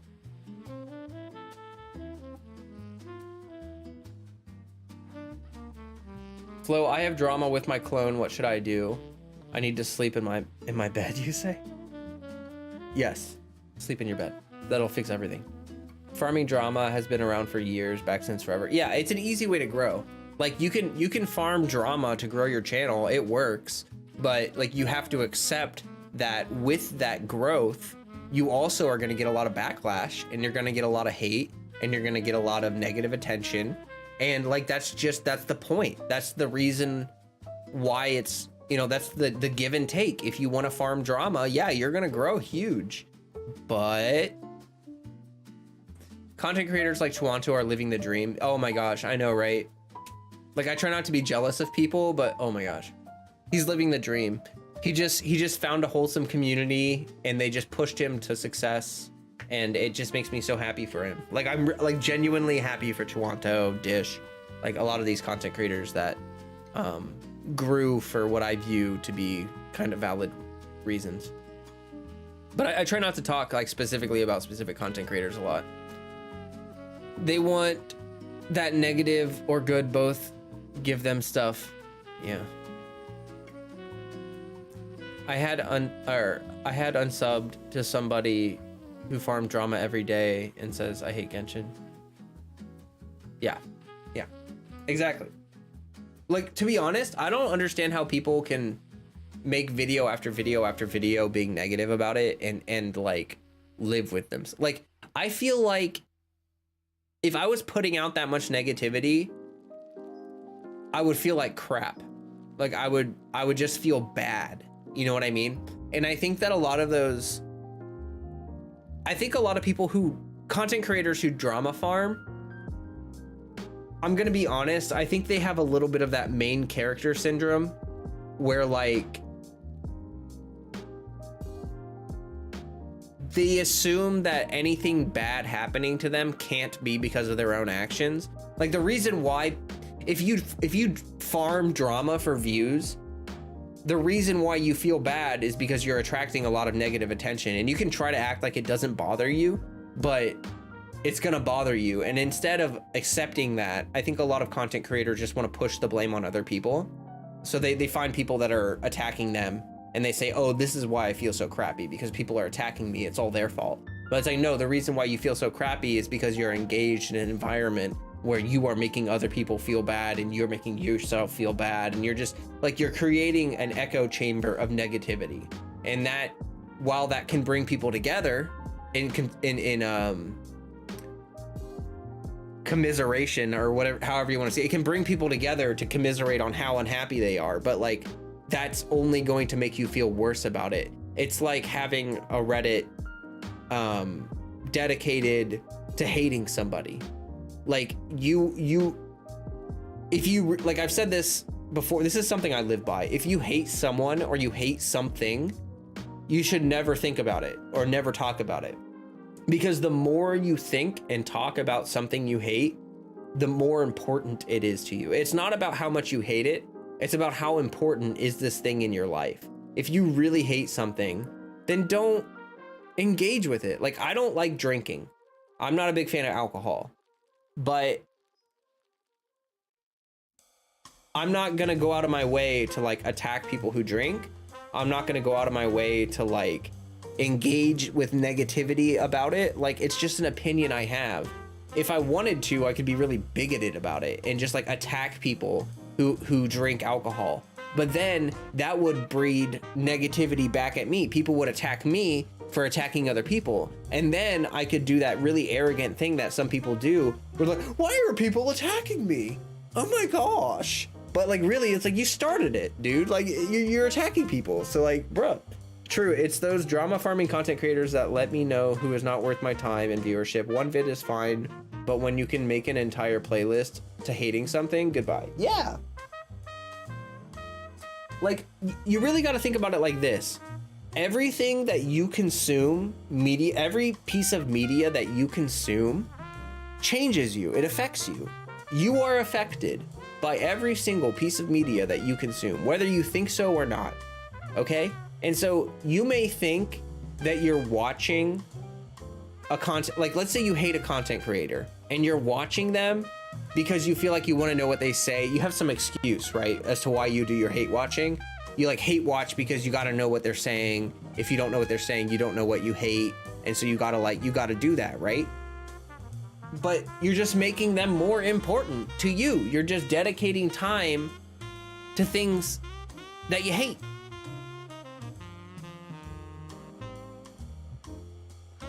And if you really, really, really cared about yourself, you would stop putting that garbage in your body. It's like drinking poisonous water. Like, why would you do that?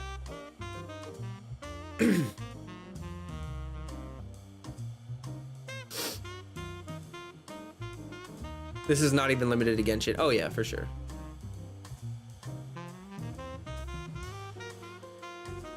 Soda is delicious, okay?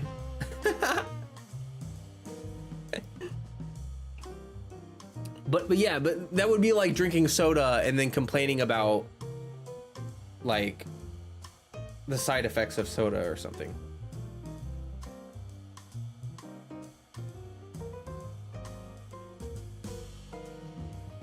My nose is so itchy. It's ridiculous.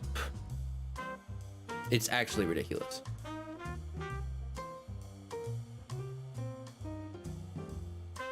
I can't believe it's been 3 hours. That's wild. That's wild. This is honestly like the fastest stream I understand now. I understand why content creators do just chatting streams. I get it. If you have not liked the stream yet, by the way, please do so. That would help me out a lot. Ugh. I'm dying. I just want to rip my nose off. Can I just like just tear it off?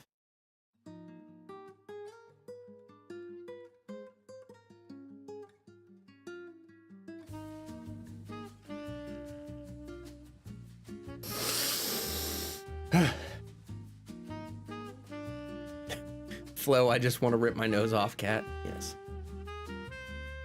Hay fever. No, it's just allergies. When it gets cold, okay, so I'm really allergic to dust. Like, super allergic to dust. Any kind of dust destroys me. Like, it's ridiculous. So when it gets cold and everything gets dry and there's more static electricity, it means that more dust is flying around in the air. Like, I need to get a humidifier. Is really what it is. I just need a humidifier, but I don't buy one and then, oh my god. Ugh. Sag. How the heck people do that just chat stream? I tried to stream once. The moment one viewer comes, my tongue is like stuck for some reason. Yeah. I mean, it's kind of hard. It definitely takes a specific sort of skill or something.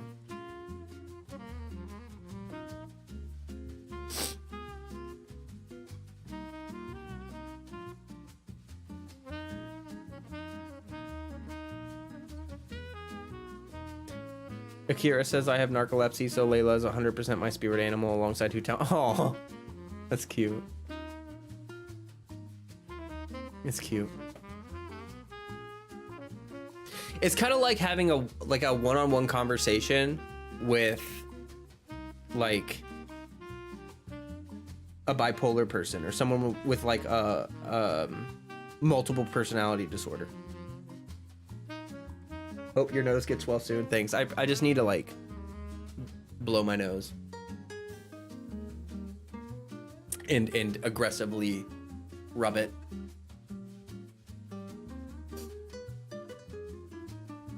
I'm also very allergic to dust, though for some reason, for me, it's warm, dry air. Oh, for me, it's when it gets cold and staticky and dusty. Oh, it's awful. It's awful. Also, I just realized like my room is really dusty. Like I need to do a good cleaning, get the dust off of stuff. Only time I've streamed was privately to my friend out of state who just wanted to watch. My plan was to get them interested in Genshin, but it failed. Sag. Yeah, I know what it's like. It's hard to get people into Genshin.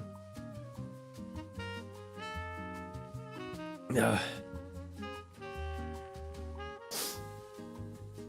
But yeah.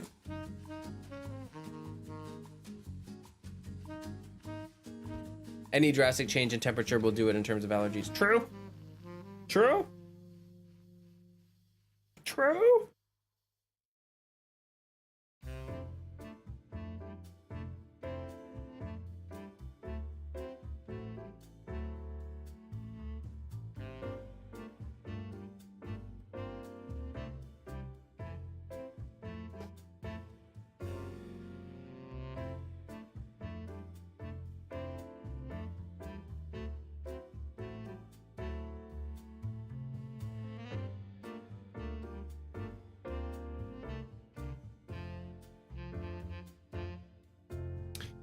It's much easier if they are already an anime fan. True. True. The gacha game had bad reputation the moment people hear it's gacha, they lost their taste. Yeah. I think Genshin is just one of those games where like people like it, but they're afraid to admit they like it. You know what I mean? Like it's one of those games that you see and you're like, this is not cool. This is not cool. I feel like maybe it's too nerdy. You know what I mean? Like, I don't know. If you openly admit you like Genshin, it's a very nerdy thing to do. But that's okay.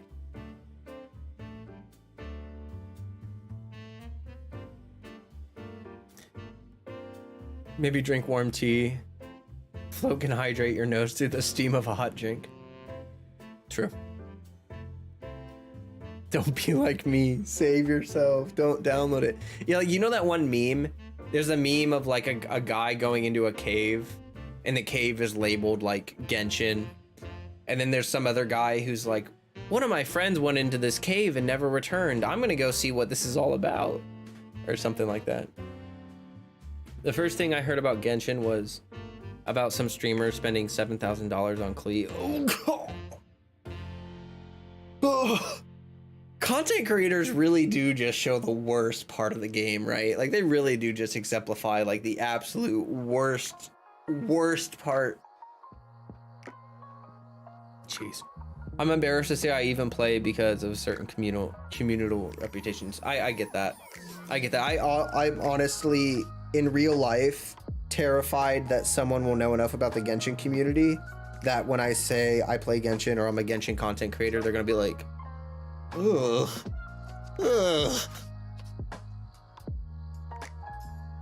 I warned my friends, but some still went all in and spent more than me. Oh my gosh, that is so awful. I hate when people like, it makes me really mad when people start playing Genshin and they spend a lot of money in like the first month or two of them playing the game just because like they know it's popular. Like that always really grinds my gears. I wish people would like I did not spend money my first month playing the game, and I didn't spend, I spent no money my first month, and then I bought like Welkin and BP and stuff, and then I didn't whale until like a little bit in. Like I was like at least 3 months in before I bought a single Primogen pack, and at that point I knew I loved the game. You know what I mean? I wasn't just guessing at it. I feel like a lot of people whale and spend money on Genshin and gacha games before they even know whether they like the game, and then they want to blame the game for when they don't like it. Like, you're the one that spent all the money, you're the one that had bad impulse control. It's not their fault. Like, yeah, they gave you the option, but you should have been smart enough to realize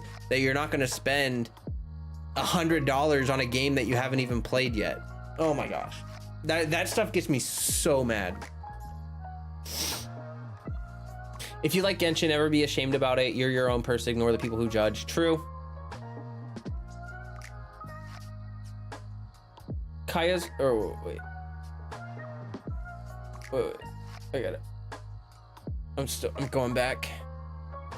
Holy crap, you guys chatted really fast. I get made fun of by my friends at school. Oh, that sucks, man. Oh, that's terrible. I'm so sorry to hear that. High school is so freaking toxic. Oh, that's so stupid. See, the thing is like, when you're in high school, you care a lot about stuff like that, but once you're out of high school, you realize that like, because you're not surrounded by kids all day, it's just shit does, like, it doesn't matter. It just doesn't matter. Okay, like all that reputational bullcrap doesn't. I was not cool in high school. I was very much viewed as a not cool person. Okay, I was very nerdy. People didn't like me, but that stuff doesn't matter at all. And as a matter of fact, a lot of those same people who thought I was very uncool would probably think I'm like the coolest person on earth right now because I'm a fire performer and I do some weird, goofy stuff.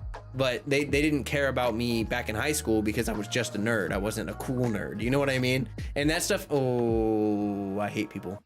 Okay.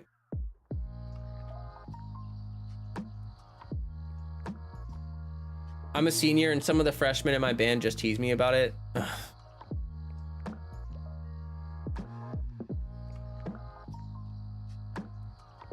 That's dumb. I got into Genshin from some people in an old server. We're talking about Kaya getting whitewashed. Justin says Genshin is like my world escape and makes me happy. Nice. Whoa, Chat just. Oh, I'm using my phone. Just wanted to follow this comment. Kaya's whitewashed appearance was the first time I saw a character from Genshin. Oh. If you like Genshin, never be ashamed about it. You're your own. Oh, I read that. Then I saw his original look and got intrigued from there on. Tuancha rolled for Nahida on roller coasters in Disneyland. Did he really? Can you do that? I didn't know you're allowed to have your phone on a roller coaster. I guess I should watch that. I didn't spend money the first month. My first time spending money was just a little to get Venti because his burst looks so cool. Yeah, exactly. That's what I'm saying is like people start playing the game and spend money like crazy right off the rip, and then they get sick of the game and they want to act like it's the game's fault that they spent $100 on it. And it's like, literally, you had the option to play this entire game for free and you chose to spend money. That's your own fault. Like, I refuse to let people get away from accepting accountability for their own actions. Like, you made your own choices, live by them, accept them, move on. My goodness, I love stickers. Yes, stickers are great. I'm totally free to play in Genshin. I never bought anything by myself. I spent 200 total over the course of 6 months. I say that's not bad. Yeah, actually 8 to 9 months. Yeah, that's not terrible. After high school or even college, nothing matters anymore. Focus on your own self. Absolutely true. For some reason, I threw $350 at a Lego set. It happened. See, and that's the thing. People get so mad about gacha, but think about how many other ways people spend money. People go to bars and spend like $10 on an alcoholic beverage. Like that's 2 Welkins. That's 60 days of Welkin for one night. Like people spend $600 on a pair of shoes. Like bruh, they are going to get dirty and destroyed. Like that's the nature of shoes. But then when someone spends $100 on a gacha game, it's a cardinal sin. They have committed a crime against humanity. I don't even want to know how much I've spent. It's the same. I don't really keep track. I have limits, you know, like I don't just spend wildly, but I also don't think about it.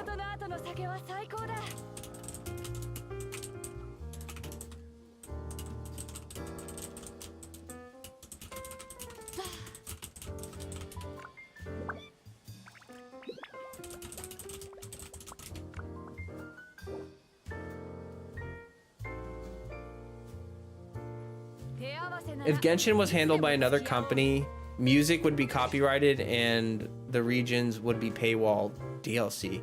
Oh my gosh, you know, that is, Akira, thank you for bringing that up. People love to talk about how Hoyo is a greedy company, how all they care about is money and they're super greedy. Like the fact that, I want you to think about this.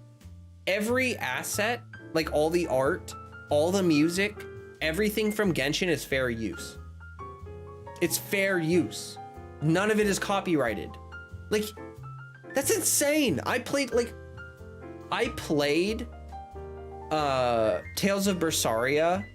I did a variety stream when I was very first starting Genshin, or not Genshin, when I was very first starting my channel. I tried a variety stream and I was playing Tales of Berseria, right? The intro song is copyrighted. I got copyright. It wasn't a copyright strike, but my stream, the entire stream got a copyright restriction because I played the intro song in the game on stream. It's so dumb. You can use Genshin's music as your background music in your videos, and you don't need a license for it. That's free music for all of your videos. You can use all of the demos, all of the collected miscellanies, all of the voice lines, all of the artwork, all of it. You can make entire videos out of literally just content that Hoyo made and you're just posting. Like there are channels that just post the music. Like they're literally doing nothing. They're literally just posting something that someone else did. Do you understand that? Do you understand how generous that is?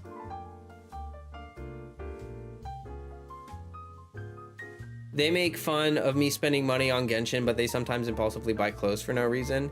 Exactly.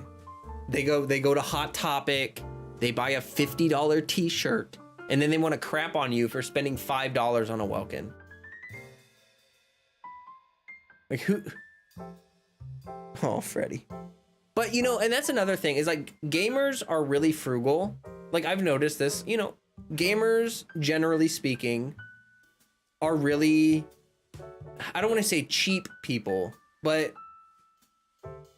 like a lot of gamers care about how much their games cost. They care about how much gameplay they're going to get out of it, that kind of stuff like that, you know.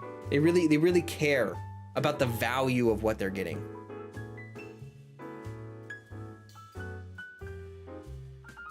Which is good, but also, you know, I think sometimes gamers care a little, they're just a little too crazy about that. Like,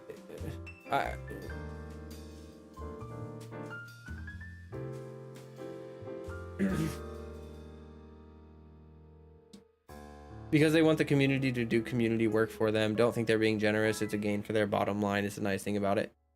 Well, I understand what you're saying. I understand what you're saying. Like, yes, it does reflect positively on them and therefore is better for them, but they would make more money if they copyright struck everything and sold like the assets and stuff like that. It's advertisement as well. Yeah, I mean, I understand what you're saying. I'm not saying it's bad for them to do it. I don't think that they have to be, I don't think it has to be a direct negative for them to be considered like a, like what about free skins? Like I think the free 4-star skins is really generous. You know what I mean? Like they definitely don't have to give those out for free. There's a lot of games that would not give out the skins for free, but they do, the 4-star ones. But I mean, I'm not saying they're not trying to make money. I'm not trying to say that they're like trying to give away the cart before the horse, but you know what I mean? Like I'm just saying that everyone says that, like the general attitude is that they're always doing everything for just for money. But I don't think that's entirely true.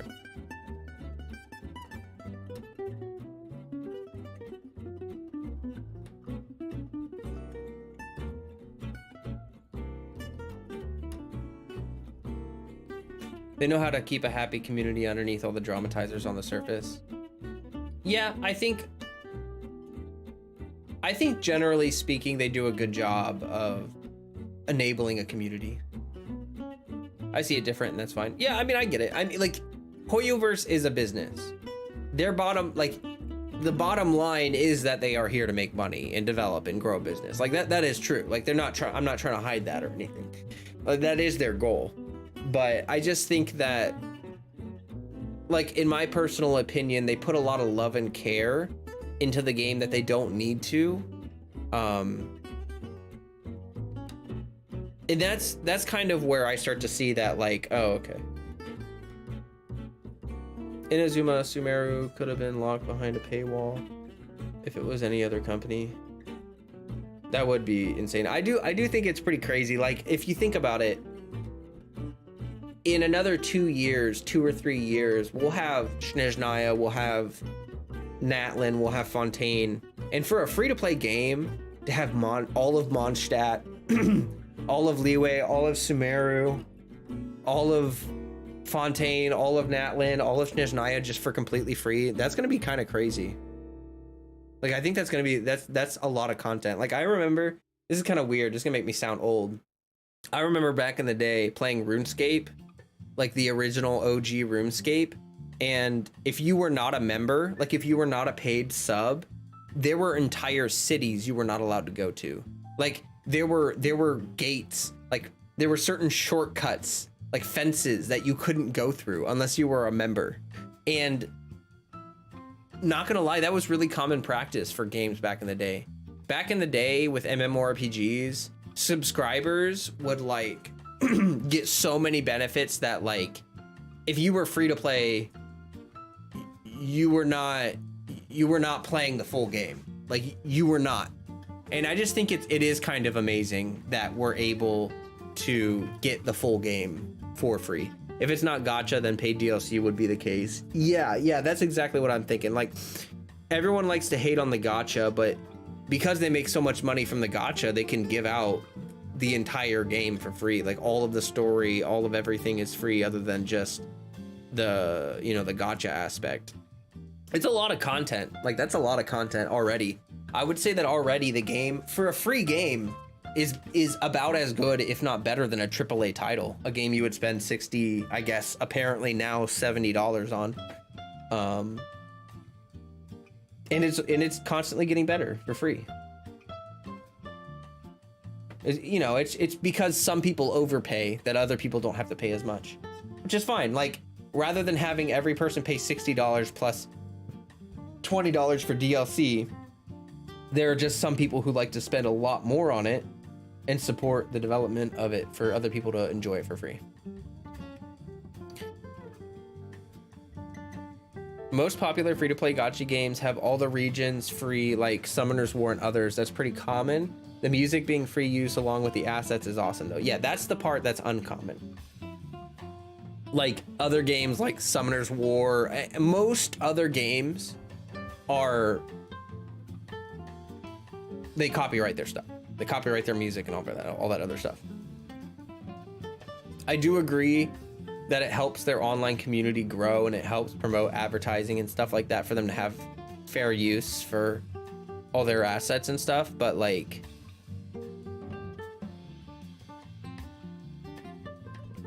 I don't know, I guess it's really hard to gauge which is more profitable. You know what I mean? It's just that in my perspective, I can see many angles where Hoyoverse could have been more aggressive with their monetization, but I'm glad they didn't. Yeah, no, me too. Like, I will say this a lot. Like, look, most gacha games are developed so that if you stop summoning, your account becomes out of date. So like, let's say you're playing Summoner's War and you stop for 2 years and you come back. I haven't played Summoner's War. I'm just using it as an example. Your account will be out of date. You will need to farm. You will need to pull new units. You will need to do so many things to get your account up to speed with the game, right? But the way Genshin has done it is like, if I stop playing Genshin right now and I started playing it in 3 years, I would still be able to 36-star Abyss with the teams that I already have. It's just that there would be a lot more characters and a lot more content out in the game for me to play. They could have made 3 times more skins by now, but they don't. True, they could make a buttload of money on skins. I mean, I'm honestly surprised that they haven't started pumping out skins faster. Like, that's a huge market for monetization that I just don't understand why they're not. I don't understand why they're not doing it. They have a unique monetization scheme that has continually proven to be successful. True, gacha has continuously proven to be successful. And you know, the good thing is though that gacha has improved over time. Like, you know, back there used to be gacha games that had no pity. I think F-Go doesn't have pity, like Fate Grand Order. I'm pretty sure that has no pity. Like there's no hard pity. So like you can literally just never get a unit despite infinite money or whatever. I think their best show of being not so aggressive is that they don't power creep constantly and their UI doesn't pop up constantly begging you to buy stuff. That is actually, I do love Genshin for that. I love that the monetization is out of sight, out of mind kind of thing, where you're not constantly bombarded with like pop-ups and reminders and all. Oh my God, I love that. Like one of the things I got the most annoyed about with Tower of Fantasy is that every single day you log in, there's a red exclamation mark on the top-up section that you have to click on the top-up section to just make it go away. So it's like every single day you log in, there's a red exclamation mark that makes you click on the shop so that you can go there to like that. It's just one of those small things where it's like, it's not a big deal, but you know why they did it, and you're like, that's really kind of crappy. Like, that's really kind of crappy that you did that.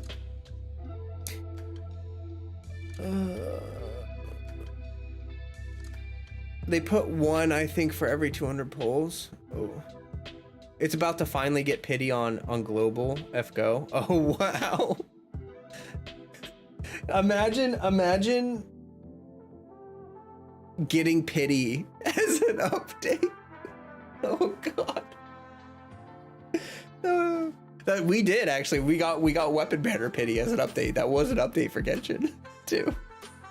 They can certainly spare the resources for skins. They hoard too much concepts for advertisement purposes alone. Yes, there's extra work involved in doing that, but you can monetize it. Yeah.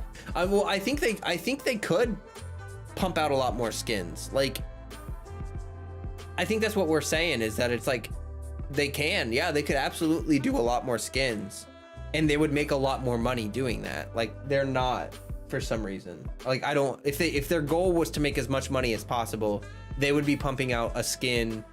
At least one skin every month or so. That would be extremely doable for them. But I don't know why they're not doing that. Like, I'm being honest, like totally honest. I have no idea why they're not pumping out skins left and right. They could totally do that. It'd make a lot of money. I don't mind the exclamation marks in Genshin because they're small enough and are put off the edge of the screen. Oh, I hated it. When I had C5 Benny, like, I didn't see 6 Bennett until Kazuha came out, and having that red exclamation mark, I hated that. It drives me crazy. I hate it. Maybe they just don't need that money. I mean, no, they don't need the money. So they want to spend time on story, etc. Yeah, I think a lot of it is because they're working on the regions. Like, I guarantee they're already working on Fontaine. And I'm sure that a lot of the stuff that we want will speed up once they release the full like once all the regions are done, and once the whole story is out, like once the base game is basically complete, I think that they will be pumping out a lot more things like skins and stuff. They just don't want to spare resources for it at this point since they're focused on other things. No, I think they actually think, I think it's because they want it to be like a special occasion. Like, they've done it once every 6 months. So it's very clear that they've done it, like, they're doing it once every 6 months on purpose. You know what I mean? Like, they're trying to do that. Like, I think it's, I don't know. It's so that people don't get used to it or something, or so that, I don't really know.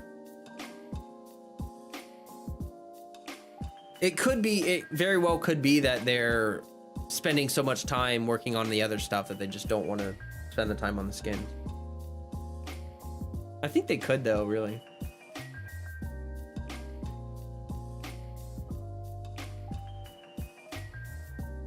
Imagine spending resources on to make epic music just to get it muted on live streams for copyright reasons. Yeah, true. That would be pretty goofy. I feel that they already have a plan and working with FOMO to keep player retention and newcomers at a constant flow. Probably. Currently, yes, they have a way of doing things now, but they must realize there's money to be made.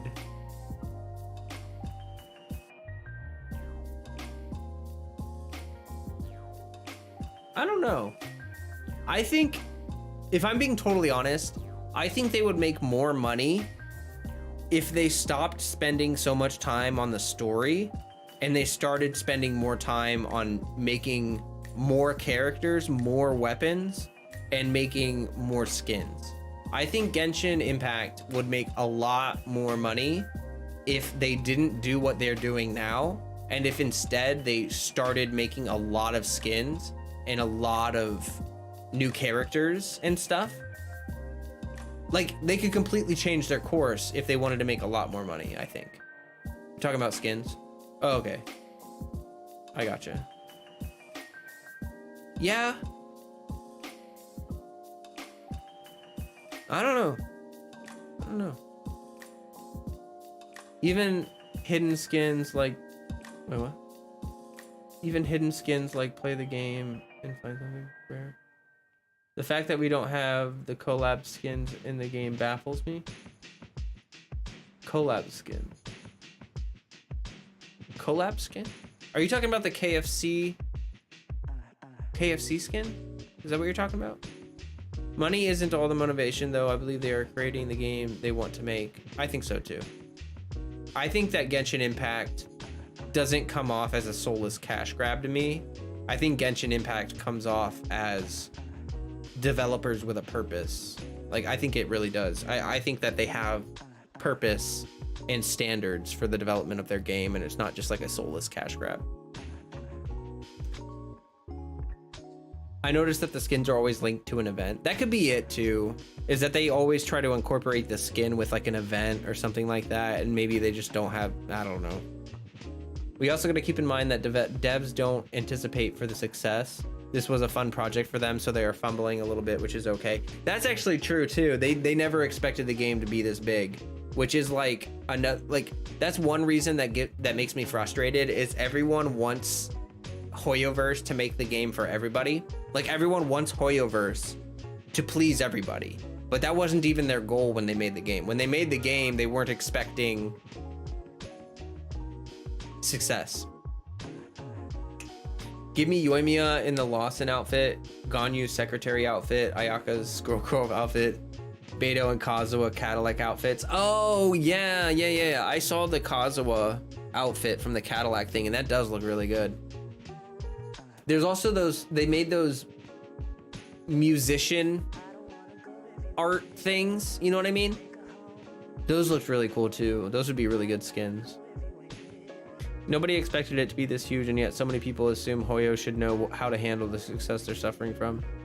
True. I think they're doing fine with it, to be honest. I think they're doing the best they can, and I appreciate that they're sticking to what they want to do with the game rather than changing their development for what people are screaming for. You know what I mean? Like, they're sticking to their guns. They wanted to develop a game with a deep story and deep lore, and maybe that's not what everyone wanted, but that's what they're doing. I appreciate that. They're doing really well so far for how huge they become, in my opinion, even with all the other setbacks that's happened. Yeah, no, for sure. I mean, there's no way that you're gonna get this big as a company without setbacks or without drama, but I do appreciate that they've done pretty well. My biggest complaint is that I wish they had more communication with us. Like, I do think that they pay attention to how the general player base is feeling and thinking about things, but I wish that they communicated more. I just think that that's probably the worst part, is that they never directly communicate anything at all. It's really frustrating. Hutao's collab with the OnePlus phone is pretty lit. There's even Ganyu themed credit card in China. I think the skin thing is really untapped for Genshin, considering the Honkai side pumps out 3 skins every patch. Yeah, no, for sure.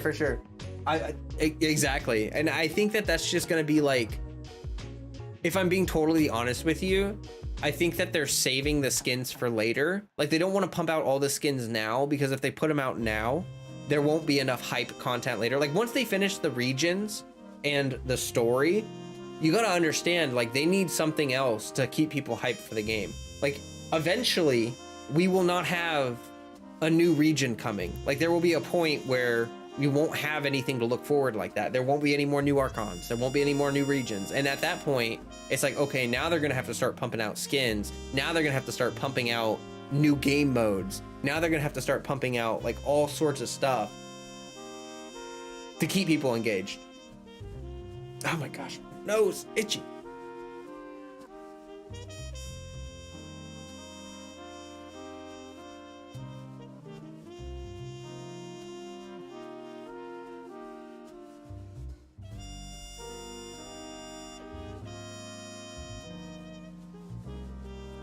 That's when a great shift will happen, once we reach near the supposed end. Yeah, but I think their goal is to have the game develop. Like, once we get the end of that development, I think the game is going to continue to run for a long time, so that, you know, even if you start the day that the final region is implemented, you're still gonna have years of Genshin to enjoy.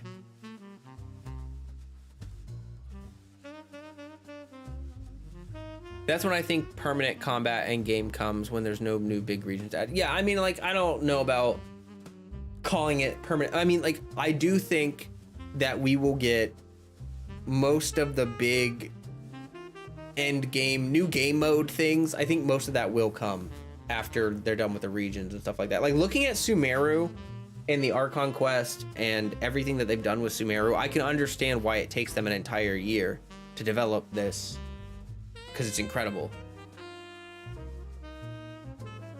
It's very, very, very much a lot of work to make these regions.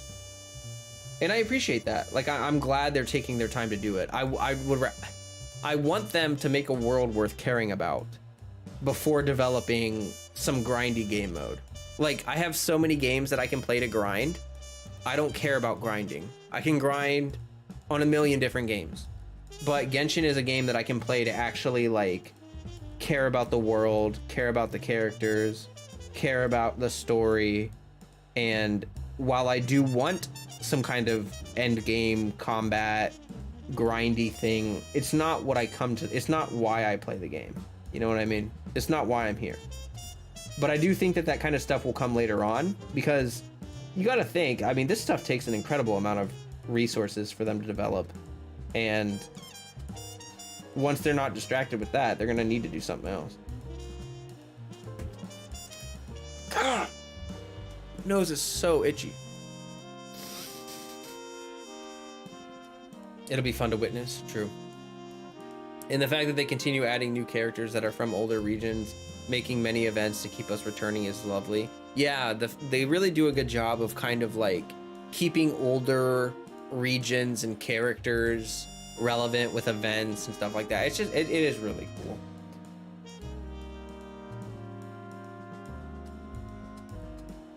I'm not gonna lie, guys. I'm getting kind of tired. I think I'm nearing the end of my streaming rope for tonight. We did it. We did an entire just chatting stream. It was kind of, if I might dare say, incredible. So I hope you all enjoyed the stream. I did. It was great. It's fun times. If you haven't joined the Discord, please do. The link is pinned in the chat, and it's also in the description of my video, my live stream. We've got a friendly community there.